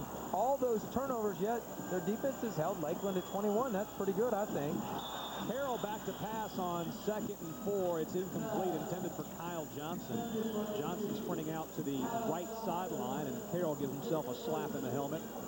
And I thought Bernie's point made earlier about perhaps a little bit of rust on the quarterback Wesley Carroll as you see the turnovers and the points off.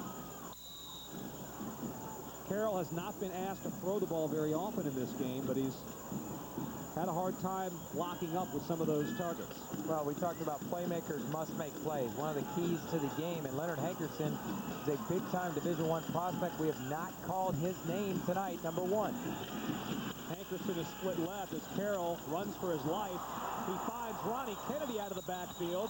Kennedy gets down to about the 39, maybe the 40, but there's a flag way back at the 10-yard line, and it's going to be a personal foul roughing the passer against Lakeland. Yeah, shot right there by Calvin Shaw on Carroll, and it's a pretty fierce hit. This is a good call by the referee. There's a 14-yard gain, and you can tack some more on.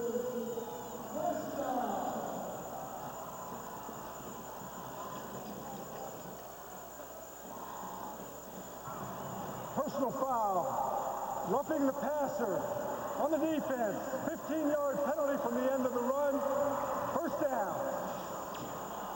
So 15 yards plus the 14-yard gain makes that nearly a 30-yard penalty against Lakeland.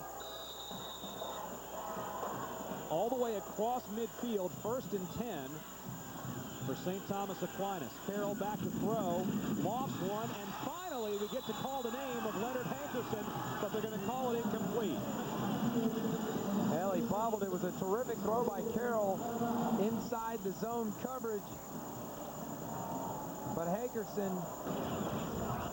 ended up bobbling it and couldn't stay in bounds. Let's see it. Look at him drop it right over the defender. He's got it. Nope. Now he has it.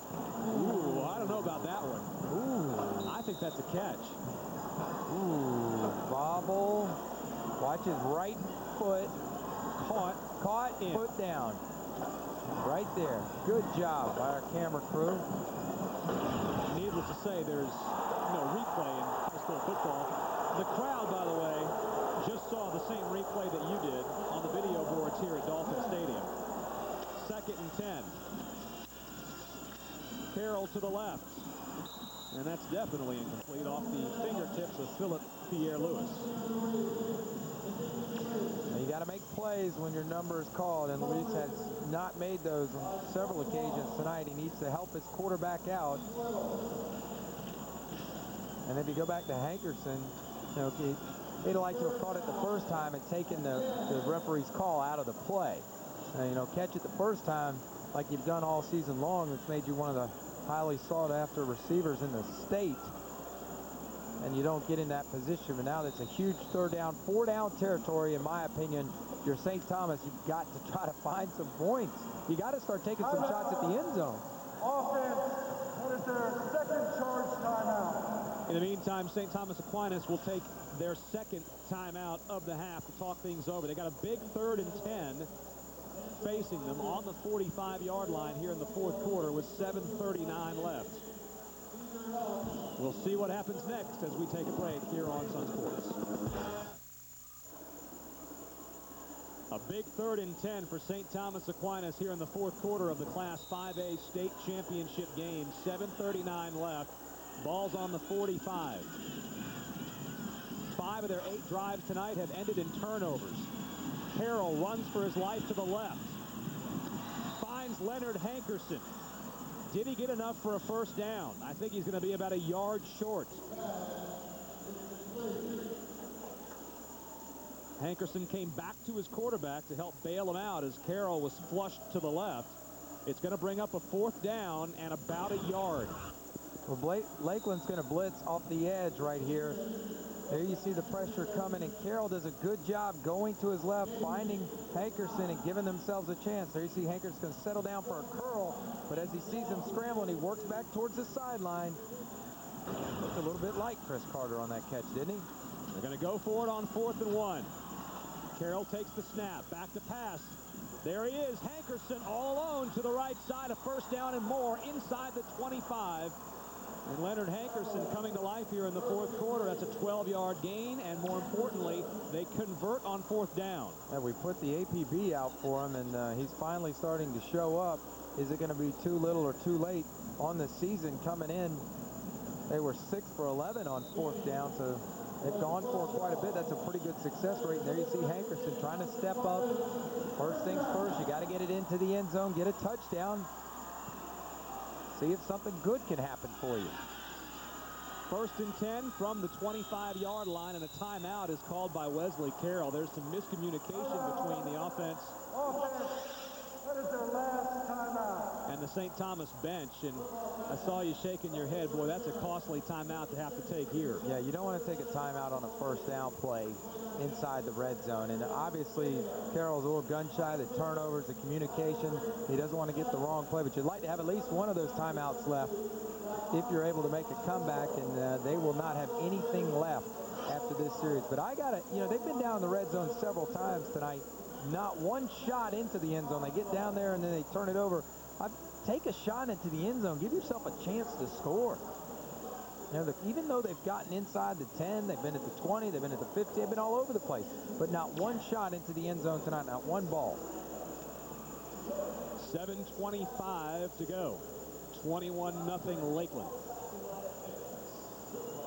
Bidding for a 6th state championship and a 3rd in a row over George Smith's Raiders of Fort Lauderdale, St. Thomas Aquinas. 1st and 10 from the 24 after the timeout, the last timeout of the game for the Raiders. Carroll to the left. Eludes one, eludes two, floats it to Pierre Lewis, who's inside the 10, knocked out of bounds at about the 7-yard line. A great play by Carroll, a heady play by the senior quarterback. Again, rolling to his left with the teardrop to Pierre Lewis. And the big play, they're inside the 10-yard line. Watch him, he's getting pressure. He's just going to drop it right out there for him. Not real fancy. He finally makes a play for him, St. Thomas. Pierre Lewis, the junior receiver. Knocked out at the 7-yard line after a gain of 17. The handoff goes to Harden. Harden is down inside the 5 now.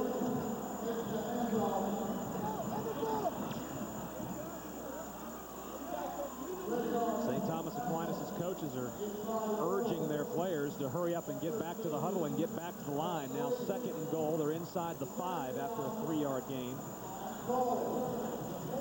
Clock rolls at 6:50. 21 points to go. Handoff to Harden. Harden gets through one tackle, gets through another inside the 2. Stopped short of the goal line. Clock still moving at 6:37. It'll be 3rd and goal. John Brown, big number 98, on the stop. Now they got to get it in right here. Enough time that if they get a touchdown and they can kick it off and go for a 3 and out, defensively, their defense has played well, get the ball back, and, you know, you're going to have to score and get an onside kick, but they got to get it in right here, and quick. 6:12 to go, 3rd and goal. The give is to Harden, and Harden is in the end zone. With 6:07 left in the game, St. Thomas Aquinas puts its first points on the board to make it 21-6.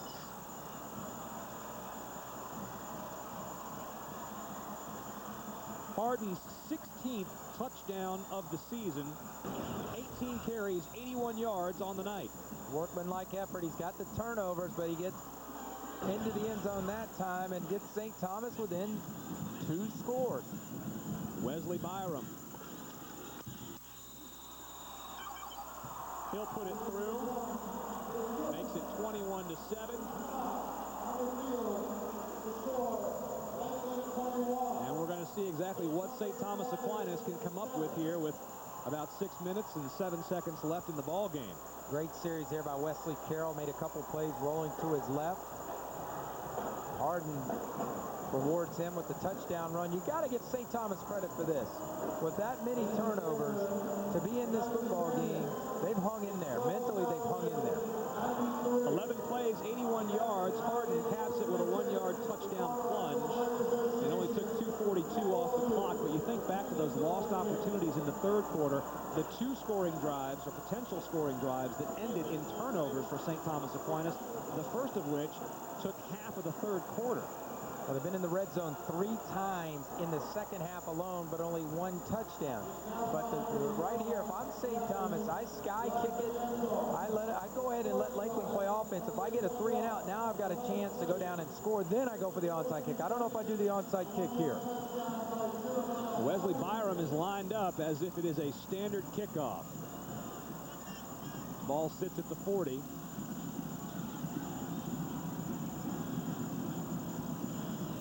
The coaches are conferring on the St. Thomas Aquinas sideline. Lakeland's got a lot of men up. They look like they're expecting an onside kick. There's an offside, or a flag called, rather. A flag is thrown by the official closest to the St. Thomas Aquinas bench. The coaches were in his ear. Dead ball, delay of game on the kicking team, 5-yard penalty. And the odd thing about that is that it almost looks like the delay of game was intentional. Well, I can't imagine why you do that, though. No, it looked like they couldn't decide what they wanted to do. Lakeland had the hands team in. They looked like they were going to kick it deep and play defense, and now they got the 5-yard penalty. They're going to go for the onside. That's an odd turn. BYRUM will try the onside kick. It goes 5 yards. That's not going to be far enough. It was scooped up barely 5 yards across by the Raiders, and so that is not at all the turn of events that St. Thomas Aquinas was looking for. Major Wright was on it, part of the hands team for the Raiders, but that's an odd turn of events. It looked for all the world like BYRUM was waiting on that prior kickoff attempt. We have first touching of a kick. It did not go 10 yards. First down, Lakeland. I just think with 6 minutes to go in the game that your defense has played well the entire night. After 5 turnovers, if you sky kick it, maybe it hits the ground. I mean, everybody's up for Lakeland. Maybe you recover it, but if nothing else, they're starting on their 20. You get a 3 and out, and then you go score and try your onside kick. Instead, Lakeland's got the football. Chris Rainey to the left side. Gets some room. Rainey, can he put it away right here? Rainey knocked out of bounds at the 10-yard line. A game-saving tackle after a 33-yard gain. I believe it was Gooden, the defensive back, who knocked him out. Ground control right here. Here's Mr. 3, Chris Rainey, all night. He's been the topic of discussion all week, regionally, nationally, internationally, when you talk about high school football. But he showed up ready to play. A couple of turnovers, but for the most part, he's been lethal, like the L on the side of his helmet. Chris Rainey showing the speed and the athleticism all night long at the running back position. He's been as good as advertised. Rainey, 205 rushing yards on 17 carries. This time they'll give it to JAMAR Taylor. He's down inside the 10 to about the 8-yard line. This against a defense that threw consecutive shutouts in the postseason. Only other school in all the classifications to do that was Pahokee, who did it 3 games in a row. So pretty good defense he's put 200-plus yards on. 2nd and 7 for Lakeland. They're about 7 yards away from perhaps putting this game completely out of reach, and they've been doing it on the back of Chris Rainey. Bill Castle told me before the game that sometimes he'd go back and watch last year's tape and the year before and say, you know what, I didn't give the ball to Rainey enough. He said, this year I'm going to make sure he gets the ball plenty, and that's what happened a week ago. That's what's happening tonight. Player being helped off the field for St. Thomas Aquinas is Christian Thompson, the junior. So a brief injury timeout, and now Lakeland. Well, it's not like they've given the ball to Rainey a lot, only 17 carries. He just breaks off some big games more often than not, or at least he has tonight.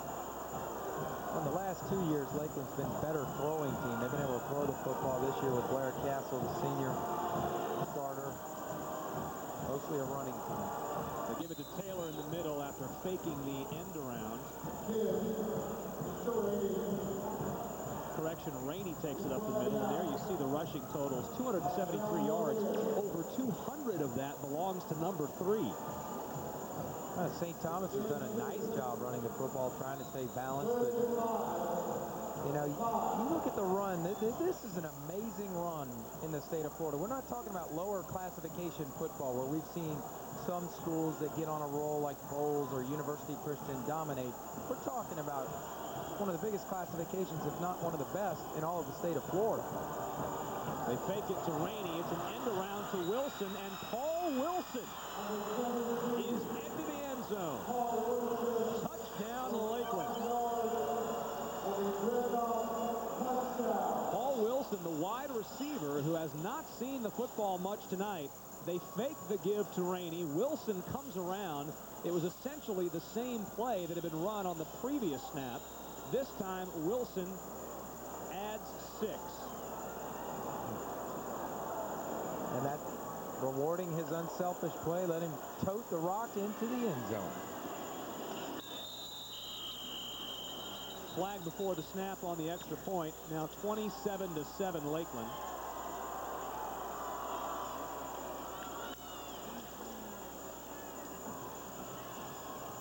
Our officiating crew is from Fort Myers, Florida, the South Gulf region for high school football. And it's a procedure penalty against Lakeland. They've seen a good running back this year in that region, haven't they? I'll bet they have. Named Noel Devine. That ball, false start on the offense, simulated action, 5-yard penalty, replay the trial. All right, Ack, draw that one up. What is simulated action? I did not pass my officials exam.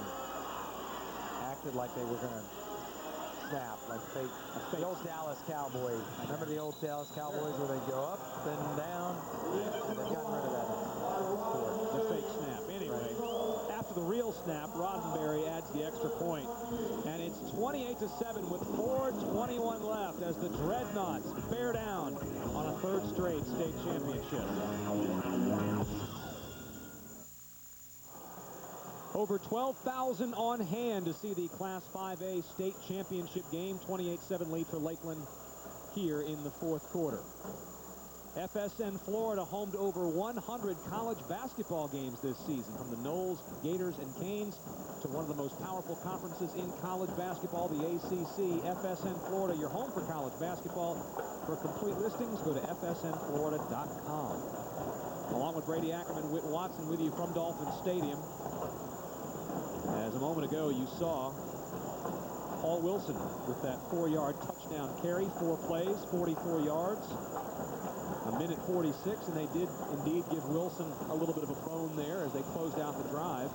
Chris Rainey has accounted for 207 of Lakeland's 281 yards.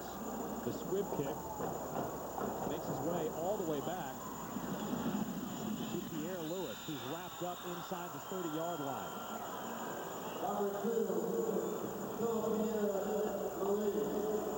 So Philip Pierre-Louis inside the 30. It'll be 1st and 10 for St. Thomas Aquinas of Fort Lauderdale. A 3-touchdown hole from which to climb in 4 minutes and 15 seconds in which to do it. They are to avoid losing to Lakeland in the 5A title game for the 3rd consecutive year and the 4th time overall. You saw Steve Wilkes, the safety there, look a little banged up on the kickoff, but off they go. Wesley Carroll with the handoff. Gets it to Harden. Harden breaks a tackle to the 50. Harden to the 40, to the 30, to the 20. Goodbye. How about this?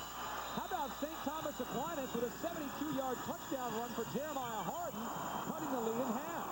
Back down to 2 scores, and really a lethargic effort by Lakeland, who was in a 3-down lineman defense, almost like a prevent defense, like they were expecting pass, and St. Thomas went with the run, got out to the perimeter, and a good job by Leonard Hankerson down the field blocking, and you know what? We might see that onside kick again.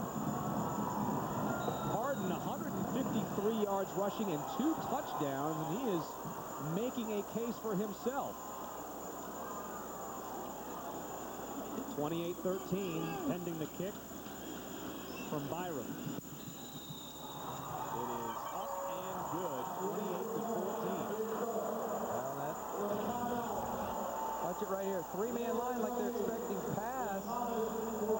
Good job of blocking. He makes one guy miss, and down the field you'll see Hankerson down there. Look at Hankerson blocking Ahmad Black, keeping him out of the play. The big-time defensive back, and Harden takes it all the way to the end zone. Funny thing about football, when you're down 21, 4:15 looks like a blink. When you're down 14, 4:15 to go looks pretty reasonable. Now the key is the onside kick is to try to get it to 10 yards this time before your guys run down the field. He had a nice kick. I mean, it was a nice, it had a chance to maybe take that big high hop at the 5-yard mark. Now there's 3 ways to do this thing. Number 1, you go with the one where you're trying to bounce it up there and get it on the high hop. Number 2, you try to, a lot of schools do this now, you try to kick it off one of the upbacks, just line drive it. And the 3rd one would be the pooch sky kick, which is what I suggested the last time. Of course, they didn't listen to me. Never do. Here we go. Fire him from the 40. They try the little pooch. And it's safely into the hands of the Dreadnaughts. The hands team over there on that left side. It was Devon Terry. Terry, who was a backup defensive back, able to fall on it. And by the way, Jeremiah Harden, that touchdown run, his longest of the season. His previous long was 64 yards. So in this state championship game, we've seen the best from the 2 best running backs on the field. Harden has his season long. Rainey had his season long earlier in the game, and now you got a chance to see Rainey again. All right, no timeouts up for St. Thomas. 3 and out would be great, but what you're looking for right here is stripping the ball.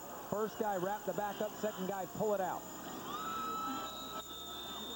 Now they'll hand it off to Jamar Taylor, who's been doing yeoman's effort up there. Rainey's been breaking off the big plays, but Taylor's the guy they go to for yardage up the gut. You saw him put both arms on that football immediately, thinking the same thing that you are.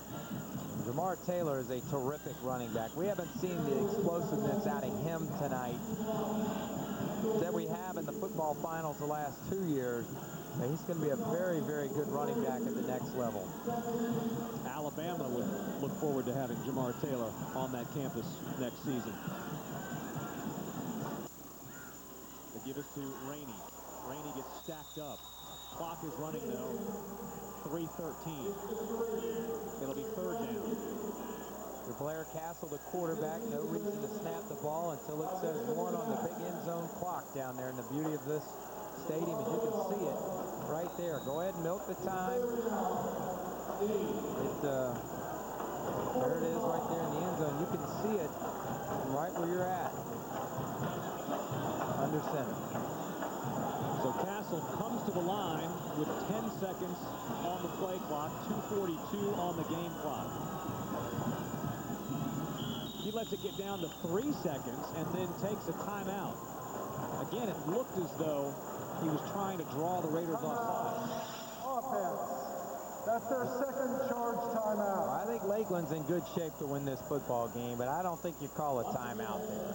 I mean, even if you've got a bad play on, if you execute it, St. Thomas has no timeouts left. Now you're under 2 minutes, and you can still punt. You could actually use the timeout on the 4th down if you felt like you were, you wanted to back it up 5 yards on the punt and milk it some more. But to me, you could run at least a minute off the clock by running one play and a punt. At that time, you're talking about a team that's got to go 2 scores in a minute and a half, really no chance. Now, I think they're in good shape now anyway, but I would not have used the timeout there. It'll be 3rd and 7, 2:37 to go. It's a 2-touchdown lead for Lakeland High School as they bid for a 3rd consecutive 5A state championship game win over St. Thomas Aquinas of Fort Lauderdale. Only 6 other teams have won 3 in a row in the state of Florida. You talk about balance in the state, and we see some of the same teams recently in the finals, but, it's in the history of high school football, there's only been 6 teams that have done it in this state. Castle takes the snap, gives it to Rainey. Rainey waits for his blockers, picks his way to the right, looking for some running room. He's got it. Can he get to the edge? To the 30, 20, 10, 5. Chris Rainey again. 55 yards, and Chris Rainey is putting on a show tonight in Miami. Like I said, good timeout right there by Blair Castle to tell his dad, I want to give it to 3 on 3rd down. And here's the great thing about it. Look at the patience, waiting on the blocks, sets one block up there, sees another one. Now he smells pay dirt. Now he sees green. And look at him turn on the speed and accelerate through the end zone. Rainey into the end zone for the 3rd time tonight. Here's Roddenberry to make it 35-14. And that's what he does. 2:25 left. I got to be honest with you, Brady. 261 yards rushing on 20 carries, 3 touchdowns. We got ready for the weekend. I did my reading, did my homework, read up on the coaches, read up on the teams, read all this stuff about Chris Rainey. Chris Rainey. Wouldn't believe the reports you get on this kid. And he's better than advertised. He's legit. He's flat out legit. And I kind of laugh at some of the recruiting experts that say, well, when he goes to Florida, he'll be a receiver. He's not a running back. He's not heavy enough. How do you catch a guy that's that fast? I don't care how heavy he is. He'll probably put on 10 or 15 pounds at the college level, play at 185, 190. But I'm telling you right now, at the University of Florida, he could play running back or wing back in that offense. He is a perfect fit for Urban Meyer. And of all the guys that are out there tonight for Lakeland, they're all awfully good. And a couple that Florida and Florida State and Miami are recruiting on the other side from St. Thomas. This player is the best football player on the field. Hey, by the way, I'm just saying, the state record for the most rushing yards by an individual player in a state championship game, it's within sight. I'll get you to that in a second. Picked up at the 35, down to the 40. This is Pierre Lewis. No way. No way. This game has been so wacky, I probably shouldn't be surprised, as Pierre Lewis very nearly broke it. Gets it all the way down inside the 20, the 15-yard line, a 42-yard return. Paul Wilson there to knock him out of bounds, part of the hands team. Couldn't believe that one might go back, and I guess given what we've seen tonight, maybe we shouldn't be surprised. But to finish the thought, the highest rushing total by an individual player in a state championship game in Florida, Travis Henry rushed for 328 yards, 4 Frostproof against Union County in 1996. He did it on 34 carries. Right now, Rainey has 261 yards on 20 carries. Big difference, though, in those two teams. Frostproof took the L. Looks like Lakeland's going to get the W for Chris Rainey. Jeremiah Harden takes it down inside the 15 to about the 12-yard line, a gain of 10. Not going to move the chains. It'll be second down. It is going to move the chains. It'll be first down.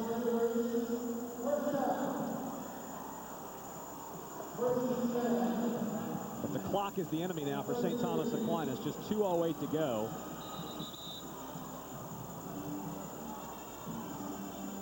And the clock will be stopped with 2:05. Well, Wesley Carroll going to leave with another loss in the state championship game, but I really think he improved in the second half. Really had a nightmare first half, and then maybe a little rusty after missing a couple of weeks coming off the injury. Showed a lot of guts and heart and determination to come back for this big game, and I thought in this second half he improved. He tried to make one play, had the one turnover. We tried to do too much with it early in the third quarter, but did make some plays on a couple of scoring drives. Somewhat kept them in this football game. Carroll's got about 2 minutes and 5 seconds to work here. Looking over to the edge for Kyle Johnson. Johnson able to keep his feet in bounds and then get out of bounds with 1:59 left.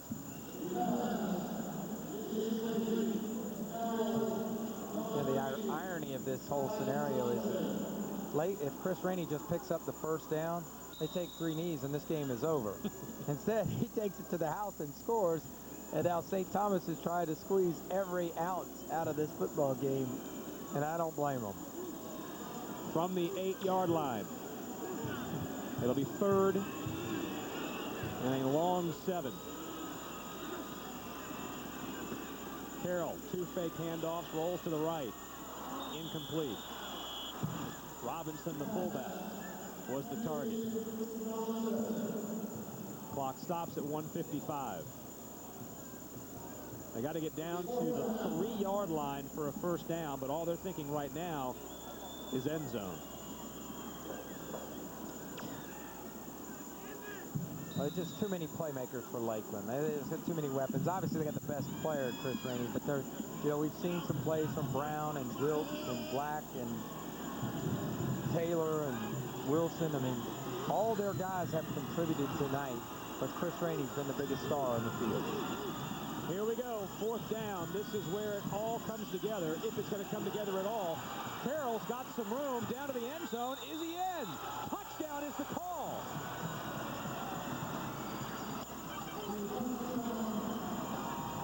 Wesley Carroll with some last-minute heroics here in Miami. Inside 2 minutes, the quarterback keeps it. It was a broken play to his right. He came back to his left and got 6. Bunch formation up top. He's looking at the curl and the wheel, covered well and defended well by Lakeland, so he tucks it. He's found a lot of success. Look at the effort. The ball just has to touch the white chalk.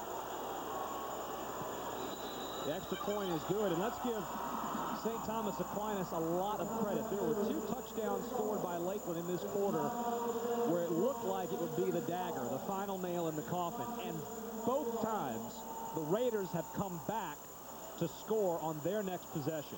I've always believed as a former coach and player, as long as there's time on the clock and you have the onside kick, you still have a chance. I've seen teams convert 3 onside kicks in a game to get back into it. So as long as there's time on the clock and you can heave one into the end zone with 1 second left and down a score, you've got a chance. But this, I gotta believe, is it for St. Thomas. No timeouts left. A conversion or a recovery by Lakeland, and they can basically take a knee, and this game is over. So another chance. We've seen the standard onside. We've seen these, the little pooch kick. I'll let you call this one, Whit. What's it going to be? You got to bounce it. I think you have to bounce it. And this is the 3rd onside kick of the quarter. They go for the bounce. He gets the bounce he needs. It's tipped. Who's got it? Ball is still loose. St. Thomas Aquinas says they have it. That ball was loose for an eternity. Let the officials sort it out. 1st down and 10. St. Thomas Aquinas with 1:47 to play and a 2-touchdown deficit. Unbelievable. And guess who it was that made the recovery? Major Wright. That ball had eyes, and it had eyes only for the St. Thomas recoveries. You called it the perfect hop on the kick, nice and high. Now the ball's up there. One guy tries to scoop it and score, but Major Wright, there you see him, number 21, diving on the bottom of the pile. He comes up with the football, and like I said, you still have a shot. Carroll from the shotgun at the 45. That ball is tipped, defended well there by Darius Jones, the defensive back for Lakeland. It was Jaron Gooden, the defensive back for St. Thomas Aquinas that tried to pick it up and run with it. Look at that fourth look at quarter. this. Huh? That's a football game in its own right, 21-14. And I think if you can score, you got a great chance at an onside kick, because this kid obviously knows how to do it. I mean, that was the perfect Sunday hop, if you will. A minute 44 left, 2nd and 10. Carroll back. Gets some pressure. Trying to get away. Throws, has a receiver. It's Hankerson. Hankerson stays in bounds. Oh, my! Touchdown Raiders! A 37-yard pitch and catch. It's a one-possession game. Once again, going to his left. Wesley Carroll said, I haven't got a loss yet as a senior quarterback at St. Thomas. He has willed this team back into the game. And what a play by Hankerson. The APB's been out there, and he tight-ropes the sideline for a touchdown. The runner stepped out of bounds at the 3.5-yard line. Oh, my goodness. Touchdown. That's not our fault. It was signaled a touchdown on the field. Absolutely, but they still have hope. They still have hope. Let's check it out. There you see Hankerson makes one guy miss. He's going to go down the sideline. Let's keep an eye at the 3.5 right there on his left foot. Watch it right here. Now he's in there. Oh, yeah. he did. Good call. Good call. Good call. Nice call by the officials. They're on top of it. In our defense, though, they signaled touchdown initially. The give is to Harden, and they'll signal touchdown again. I'm going to keep quiet for a moment to make sure this one's correct. I believe it is. I feel relatively certain. I'll be wrong on this one again. I think I'm going to wait for the kick just to be sure. It is a one-score game. You know, you heard Coach at halftime talking about how much he likes his team. He was surprised that they turned it over so much and shot themselves in the foot. This is a team that didn't convert inside the red zone on 3 opportunities, and they're within a score of the #1 team in the country in some polls. BYRUM for the extra point. It's good. And now we can safely say it is a one-possession game with a minute 28 to play. Harden, 21 carries for 167 yards and 3 touchdowns now in the game. Harden and Rainey have been the story. Harden's 3 touchdown runs have been in his last 4 carries. But now Wesley BYRUM is the most important man on the field again. I'm going to give him a scholarship if he kicks another one like that. Tommy Tuberville's enjoying this game tonight. BYRUM being recruited by Auburn. He kicked the perfect onside kick just a moment ago. He's got to do it again. You see the scoring drive, 3 plays and 37 yards, 21 points. Make it 28 points in the 4th quarter for the Raiders of St. Thomas Aquinas. One more onside kick. He gets the hop again. Oh, my! It's on the ground! It's live! They did it again! The Raiders did it again! I cannot believe what I am watching tonight in Miami. They did it again! What a kick. That was just an outstanding kick. One Lakeland player looked like he was going to come down with it, but when he hit the ground, he dropped it.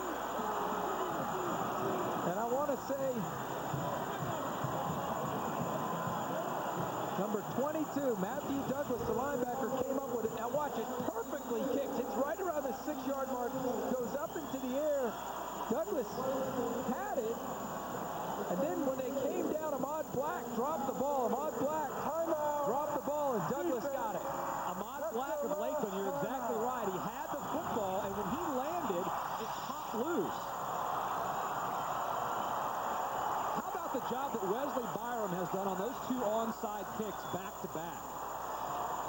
This has just been as ugly as the first half was for St. Thomas. The 4th quarter, special teams-wise, for Bill Castle has been a nightmare trying to recover an onside kick. But give him credit.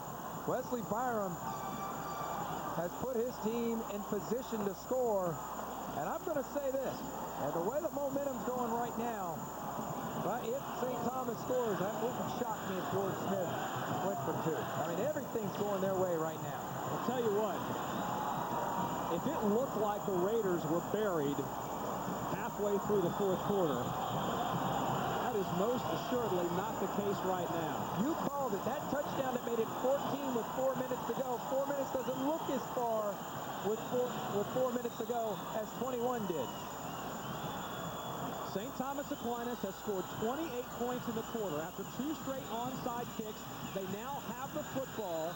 On 1st and 10, they go to a running play with 1:20 left, and the clock is running. There's no gain on the play. And no timeouts left. Wesley Carroll needs 33 yards. See if they can find Hankerson once again. They got to be in the hurry up. Carroll from the no huddle. He's got Hankerson down the left. He tries to get rid of it. He completes it to one of his offensive linemen. There are flags on that play. What great hands. I think that was Pichelle, who's a UCF commit. I'm sure George O'Leary loves to see that. He knows he's got hands. Oh, look at him. He's laughing. You can't help it. I mean, the big fella. 6'5", 270, a senior. He'll head for UCF next season, not as a wide receiver, however. This is the second time tonight where Carroll's just got to throw it away.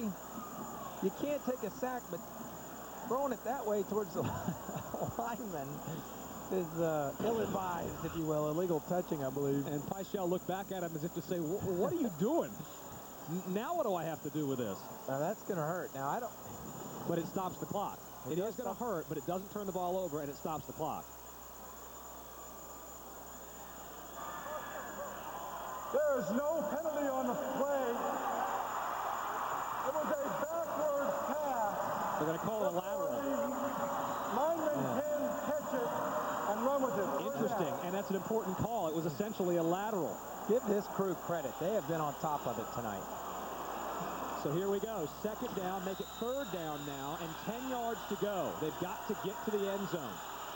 Carroll looking for Hankerson. Up high is Hankerson. He's knocked out of bounds. There's a flag on the play. There's a flag on the play. I wonder if this might be offensive pass interference. Well, maybe the receiver went out of bounds, came back inbounds to try to catch it. No, it looks like it's going to go against Lakeland. The way they're conferring and the way the Lakeland players reacted. Dead ball. Personal foul on the defense. Late hit out of bounds. Whoa! Wow. 1st down. Man, I just gave these guys too much credit. That's awful. That is awful. Let's see this again. Here's the receiver going out down the sideline. He's going up to make a play, and they hit him. Wow. I don't know. I don't know. I'm sure most officials disagree with me. The guy's playing football. Steve Wilkes. Steve Wilkes with a hit. I don't know. That puts it inside the 15-yard line, and Bill Castle is irate. 49 seconds to play. They're inside the 15. And now another flag from the other side of the field, the Lakeland side of the field. 8 penalties for 85 yards.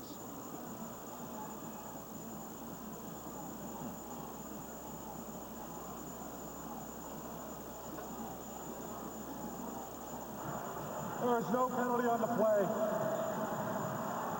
Flag is waved off. 49 seconds to play. St. Thomas Aquinas back-to-back onside kicks. This is amazing. I mean, if Rainey doesn't score, they can run the clock out.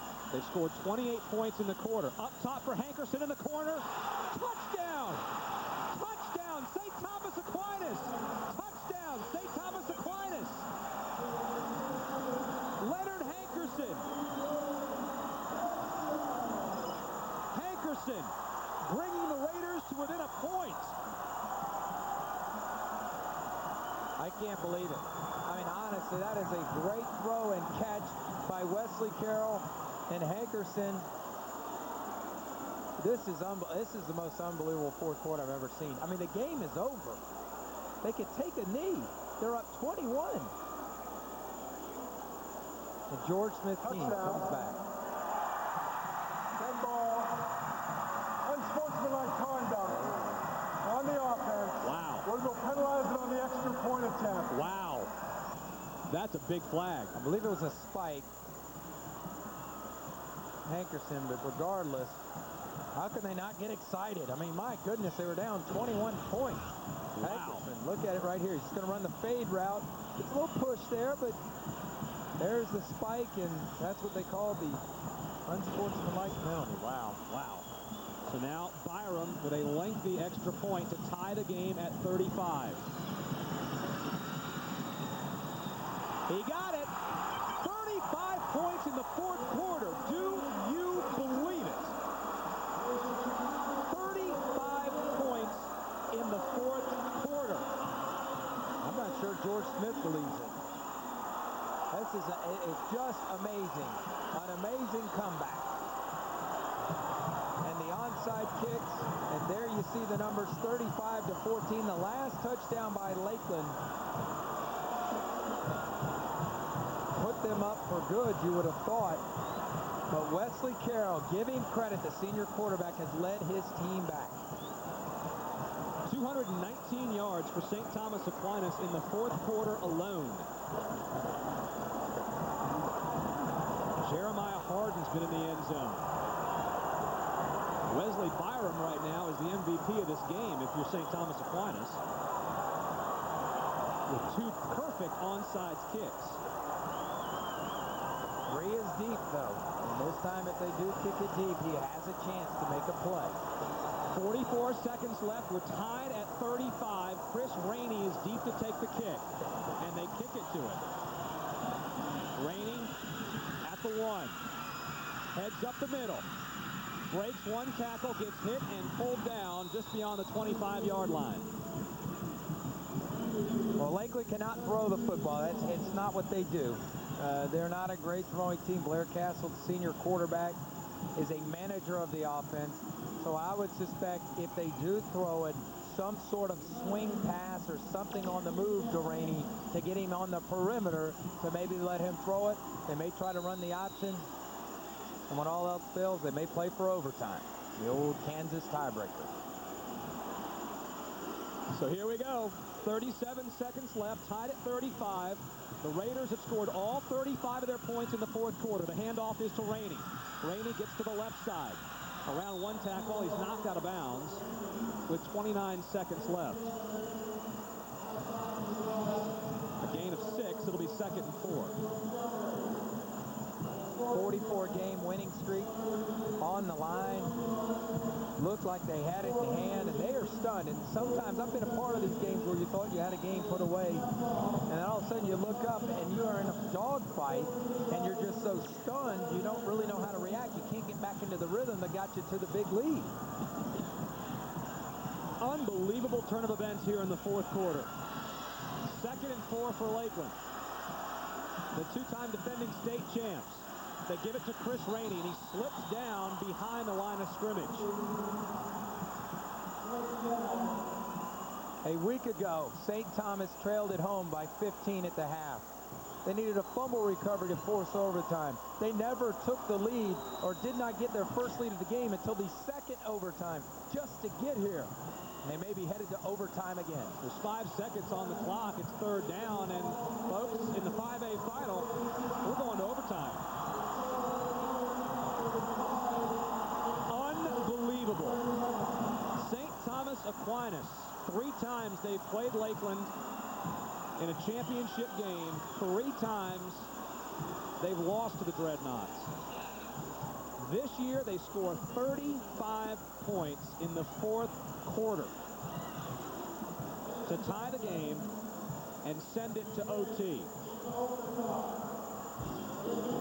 Don't go anywhere, because overtime is coming up from Miami on this presentation of Sun Sports on FSN Florida. Whit Watson and Brady Ackerman back at Dolphin Stadium in Miami for the Class 5A state championship game here in Florida. And we're going to overtime after St. Thomas Aquinas scored 35 points in the fourth. They were dead and buried as far as anybody could tell, but someone forgot to tell the Raiders. Now we go to the high school overtime format. There'll be 4 plays from the 10-yard line, the Kansas tiebreaker. Each team gets 1 timeout in the overtime. The team who wins the coin toss will elect whether they want to go first on offense or defense. Most teams will play defense first so they know what they have to get. Obviously, a turnover can score. Field goal counts as points, and away you go. And we saw a triple overtime game with Bowles and Clewiston in Class 2A. Strategy is very important. First down is very important in overtime. And the fascinating point that you made is you go back to that Chris Rainey touchdown, the long Chris Rainey touchdown in the fourth quarter that put Lakeland up to 35. Right, put them up 14 with less than 2 minutes to go. Right. Had Rainey simply gotten a first down, Lakeland could have run out the clock. But in fact, the touchdown, which then gave the ball back to the Raiders, this is the turning point in the game. Here's the first onside kick attempt. That was the first one. St. Thomas would capitalize there on a touchdown by Harden. Okay, we've got a little ball game here. Here's the second one. Ahmad Black had it in his hands and let it get away. Major Wright, or Douglas, excuse me, came up with the recovery, and then the touchdown. And like I said before, when there's a minute and a half to go, as long as you have a chance, you never know what's going to happen. Again, this is the tails. This is the heads. What's your call going to be? Heads is the call. If I drop it, we'll flip it again. It's a head, so you won the toss. That's the head. You want to be on defense? You're going to be on offense. Which goal do you want to play on? Very good. You guys spin it on this way, spin it on there. St. Thomas Aquinas will have the ball first. First and 10, going that way. And Wesley Carroll, the quarterback, he's no dummy. They want to go back to the end zone where they scored all those points in the fourth quarter. Very nice call. Very nice call. He said, we're going that way. Haven't you been watching this game? They're running downhill from the 10. And, you know, all the momentum's on St. Thomas' side. They go and punch it in right here. The pressure's on Lakeland. Turnovers are deadly in this overtime, and first down is extremely important in the Kansas tiebreaker.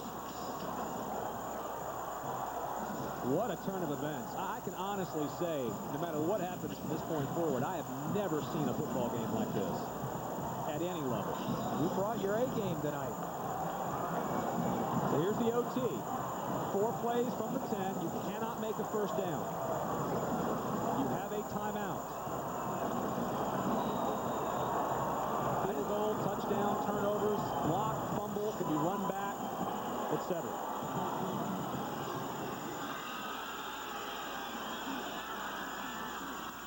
Carroll with the handoff to Ronnie Kennedy. Kennedy picks up about 2. It's a tie football game, and St. Thomas turned it over 5 times in the game. Unbelievable. And you notice now the line of scrimmage in the running game is being created by the St. Thomas offensive line. They had 3 Division I prospects last year off that line graduate. They just reload down there for Coach Smith. And not a lot of push coming from the Lakeland defensive line now. They were dominating this game for 3 quarters on the lines of scrimmage. Second down in the first overtime after the Raiders scored 21 unanswered in the fourth quarter, 35 total. 2 backs. Carroll keeps it, looks to pitch it, gets it outside. It's Harden. It's a touchdown. Jeremiah Harden, who's been a workhorse. 28 unanswered now for St. Thomas Aquinas. 6 on the board in the first overtime.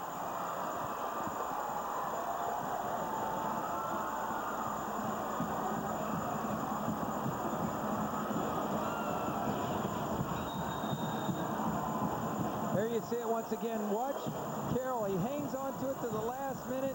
Good job of taking the hit by the defender. And Harden has been money down the stretch, matching Chris Rainey into a fourth quarter in overtime. BYRUM's kick is good.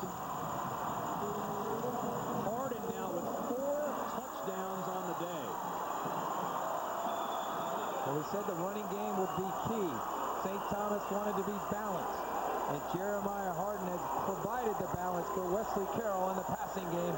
This is remarkable. Harden, he's saying, I have read just about enough about Chris Rainey in the last 7 days.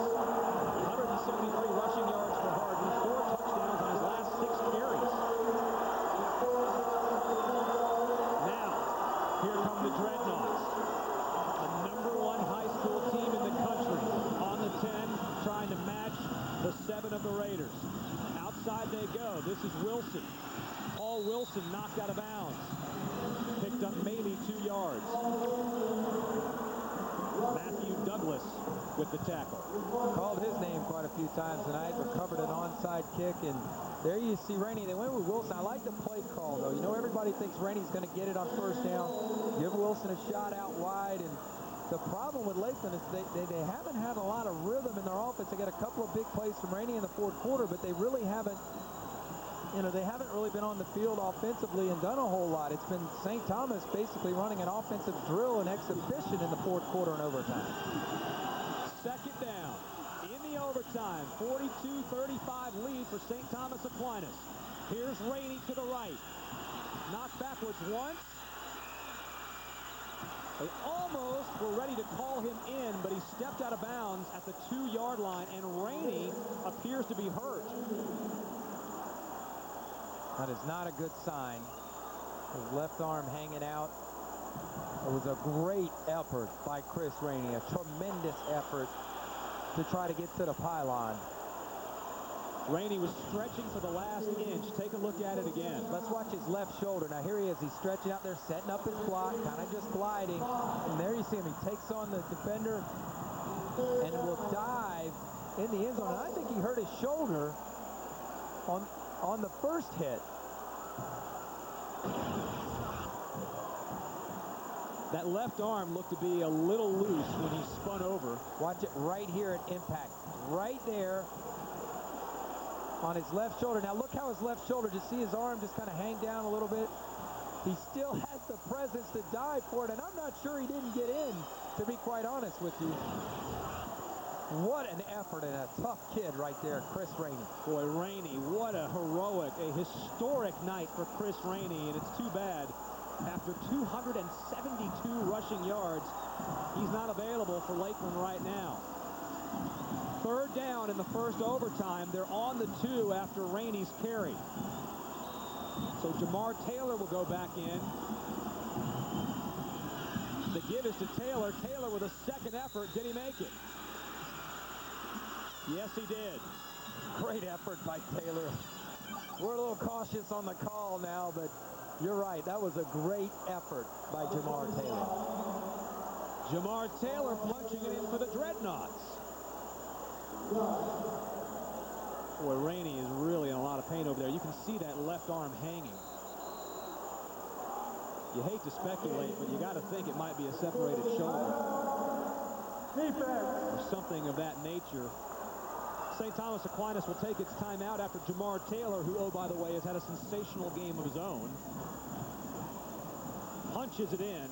It's a 1-point deficit here in the first overtime, pending a kick from Matt Roddenberry. Well, you know, interesting, Lakeland did not send the kicker out. They left their offense in. Well, let's keep an eye and see what's going to happen.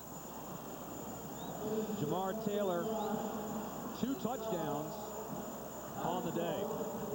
47 hard-fought yards. He's been the guy going up the middle all day long. Timeout called by St. Thomas Aquinas of Fort Lauderdale here in the first overtime. Along with Brady Ackerman, Whit Watson with you from Dolphin Stadium in Miami. A special presentation of Sun Sports on FSN Florida. The Class 5A state championship game. Lakeland, winners of 2 straight state titles, 5 overall. They are lining up as if they're going to go for 2. Oh, wow. And try to win the game in overtime. St. Thomas Aquinas scored 35 points in the fourth quarter to tie it, then went ahead in the first OT. Now, the Dreadnaughts to try to win it.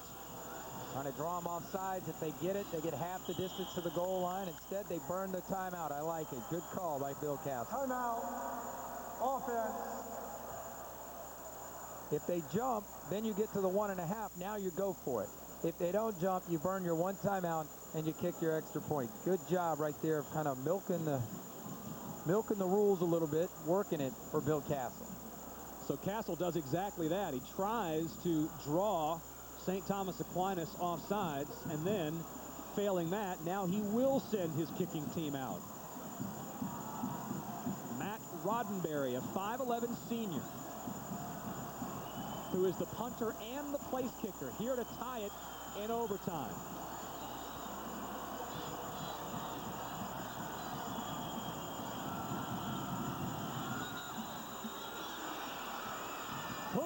through the left upright. Boy, I'll tell you what, he made that adventurous. That looked like one of my 7-iron.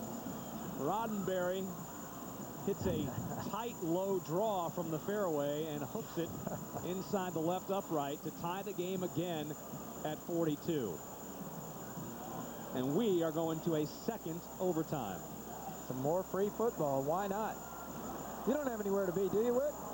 This is good stuff. Nowhere but right here. The Sun Sports FSN Classic.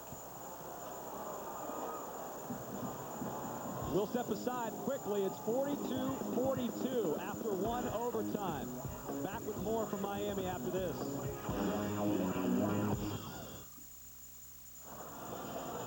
After one overtime, we're square at 42 at Dolphin Stadium in Miami. Whit Watson along with Brady Ackerman for the Class 5A state championship game.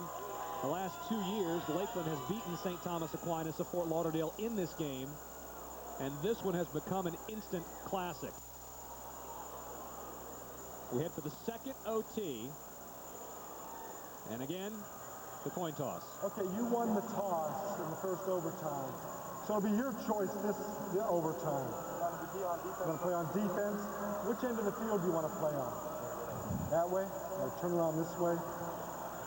Lakeland, in the second overtime, will have the ball first and goal in that end zone. And Lakeland now is going to turn the tables on St. Thomas Aquinas. All of the Raiders' success in the fourth quarter has come in the end zone to our left. So Lakeland says, you know what? Let's flip it and go the other way to the end zone on the right. Everybody run together. Bill Castle 5-0 in state championship games. None tougher than this one. Let's see if they go on the left side behind the Pouncey twins. Here we go. The Sun Sports FSN cameras on the move. I'm not sure what direction that is. I'm never very good with that kind of stuff. I think that's south, east, southeast, that way.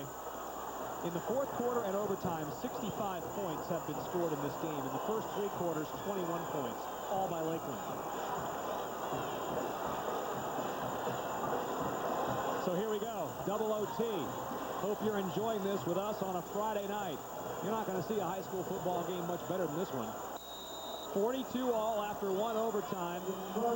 Lakeland gets the first crack at it. Rainey is back in the game. Chris Rainey is back in the game, lining up behind Blair Castle. He takes the pitch, puts it in his right, gets popped at the 10. Tackle made by Jeffrey Fuller. And that was a big hit right there by Fuller, and you just got to wonder how much is left in the tank for Rainey. He's had a huge night, but that shoulder's got to be bothering him. Maybe a stinger. But first down, such an important down. And that was a good defensive play for St. Thomas. Hurts to watch Chris Rainey right now. Rainey, the deep back again. Second down. They give it to Rainey again. He cuts back once. Push down at about the 5-yard line. It'll be third down. 2 downs from the 5 to score. Certainly you can kick a field goal on fourth down. The thing about Lakeland is we just haven't seen them throw. So you've got to, if you're St. Thomas, you have to key Rainey. If you're Bill Castle, do you say, well, do I use him as a decoy and go away, or do I stick with what I told the broadcast crew before the game, and that's I'm going to feed the number 3 and just take my chances. Third down. They're on the 5-yard line as Bill Castle looks on. Is his 6th title on the line? Rainey and Taylor lined up behind Castle. There to throw it. Rainey with the catch, but he's short.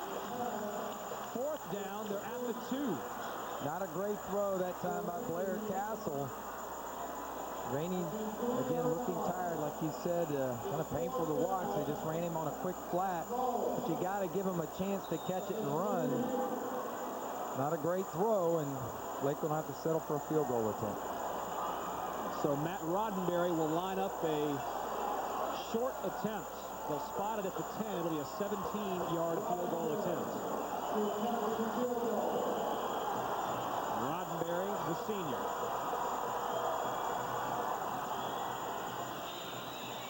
And this one's good. And I'll tell you what, the kicking game has been very good for both of these teams all night long. Give a lot of credit to Roddenberry as well as to Wesley BYRUM and St. Thomas Aquinas, because we watch a lot of high school football. A lot of time the kicking game can be pretty dicey, but at this level, and you would expect it to be with two state finalists, they've been very solid in the kicking game. Absolutely. Two fine programs. You pay attention to all the details. Get good kickers, and now we're on that somewhat of an odd number. You get a touchdown by St. Thomas, and a celebration is going to ensue in Fort Lauderdale. By the way, don't forget that the 4A final between Plant High School of Tampa and Nice from Ponte Vedra is live Saturday at 1 p.m. You can see that over on Sun Sports. This Sun Sports presentation on FSN Florida has been a barn burner. Here we go in the second OT. Before we can go, flags fly. Andrew Datko, 75 on the offensive line, jump. That is a killer. Yeah, they've gone an entire quarter without turnovers, penalties, and mistakes, and on first down, you can't have a penalty. False start on the offense, 5-yard penalty. Down remains first. You would think that George Smith would be a little bit fired up, seeing as how he came back from, I can't even remember how many points down to score 35 in the fourth quarter, but he's just been incensed at the turnovers and the penalties. That's only the third penalty tonight, by the way, for St. Thomas Aquinas. So they're back at the 15, and here's their first down attempt in double OT. Carroll keeps it up through the middle. He's upended. Pat Turner, the right tackle, there to get under his feet. And now second down. But instead of it, being on the 8 or 7 yard line, they're back around the 12 because of the penalty. The option's been something that's worked for them in the run game. And, they're playing from behind the chains right now. Second and goal outside the 12. Carroll's been terrific, but he has had a couple of turnovers tonight, a couple of throws that he'd like to have back. Ronnie Kennedy is in the backfield, as is Jeremiah Harden. Harden to the right, Kennedy to the left, with Robinson, the fullback, there to block. They throw it outside to Hankerson, who breaks one tackle and gets down to the 5-yard line, so it'll be third down. Interesting play call, and a good one in this case from George Smith. Hankerson able to get it down to about the 7. And now St. Thomas will burn its allotted. Timeout on the field. Offense. Timeout. Third and goal from the 7. There's plenty of options here. Obviously, a pass play is your number one option, but you think about the kicking game, and they certainly are in field goal range, and already made a 35-yard extra point, so they feel like they've got 3 in their pocket. So what kind of play is a safe play where you can move Carroll maybe outside the pocket, give him a run-pass option? He's got to be smart with the football. And the one thing about the last play that they had, you just would have liked the throw to be able to keep Hankerson inbound so he could possibly make a play. The last throw that they scored on, he was able to tightrope. That time, his momentum almost carried him out of bounds. And as good as he's been with the ball in his hands, you'd like to see him have another opportunity. Let's see if they go to Hankerson. Wesley Carroll trying to lead St. Thomas Aquinas to one of the all-time comebacks in FHSAA finals history. Third down. Man in motion is Hankerson to the right. Carroll goes to the right, throws to Hankerson. It's caught. They're trying to wrap him up. Did he make it in? Pushed out at the 1-yard line.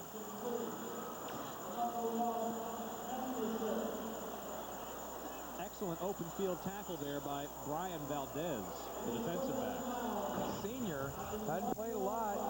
Number 26, they're going to go to the flat. They motion him over there, get him on the run. Now he's inside, sees inside the lines of scrimmage. Oh, if he could just reached out there, he might have had the touchdown. Valdez with a great tackle, maybe a game-saving tackle.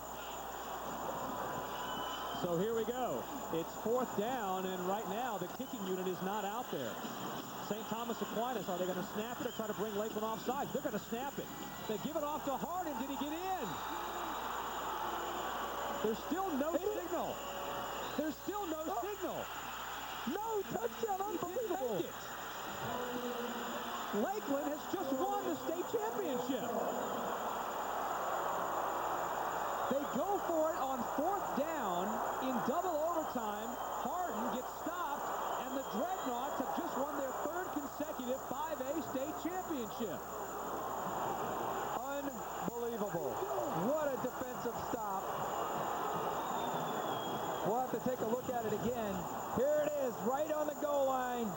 Hardin, a quick snap at ISO.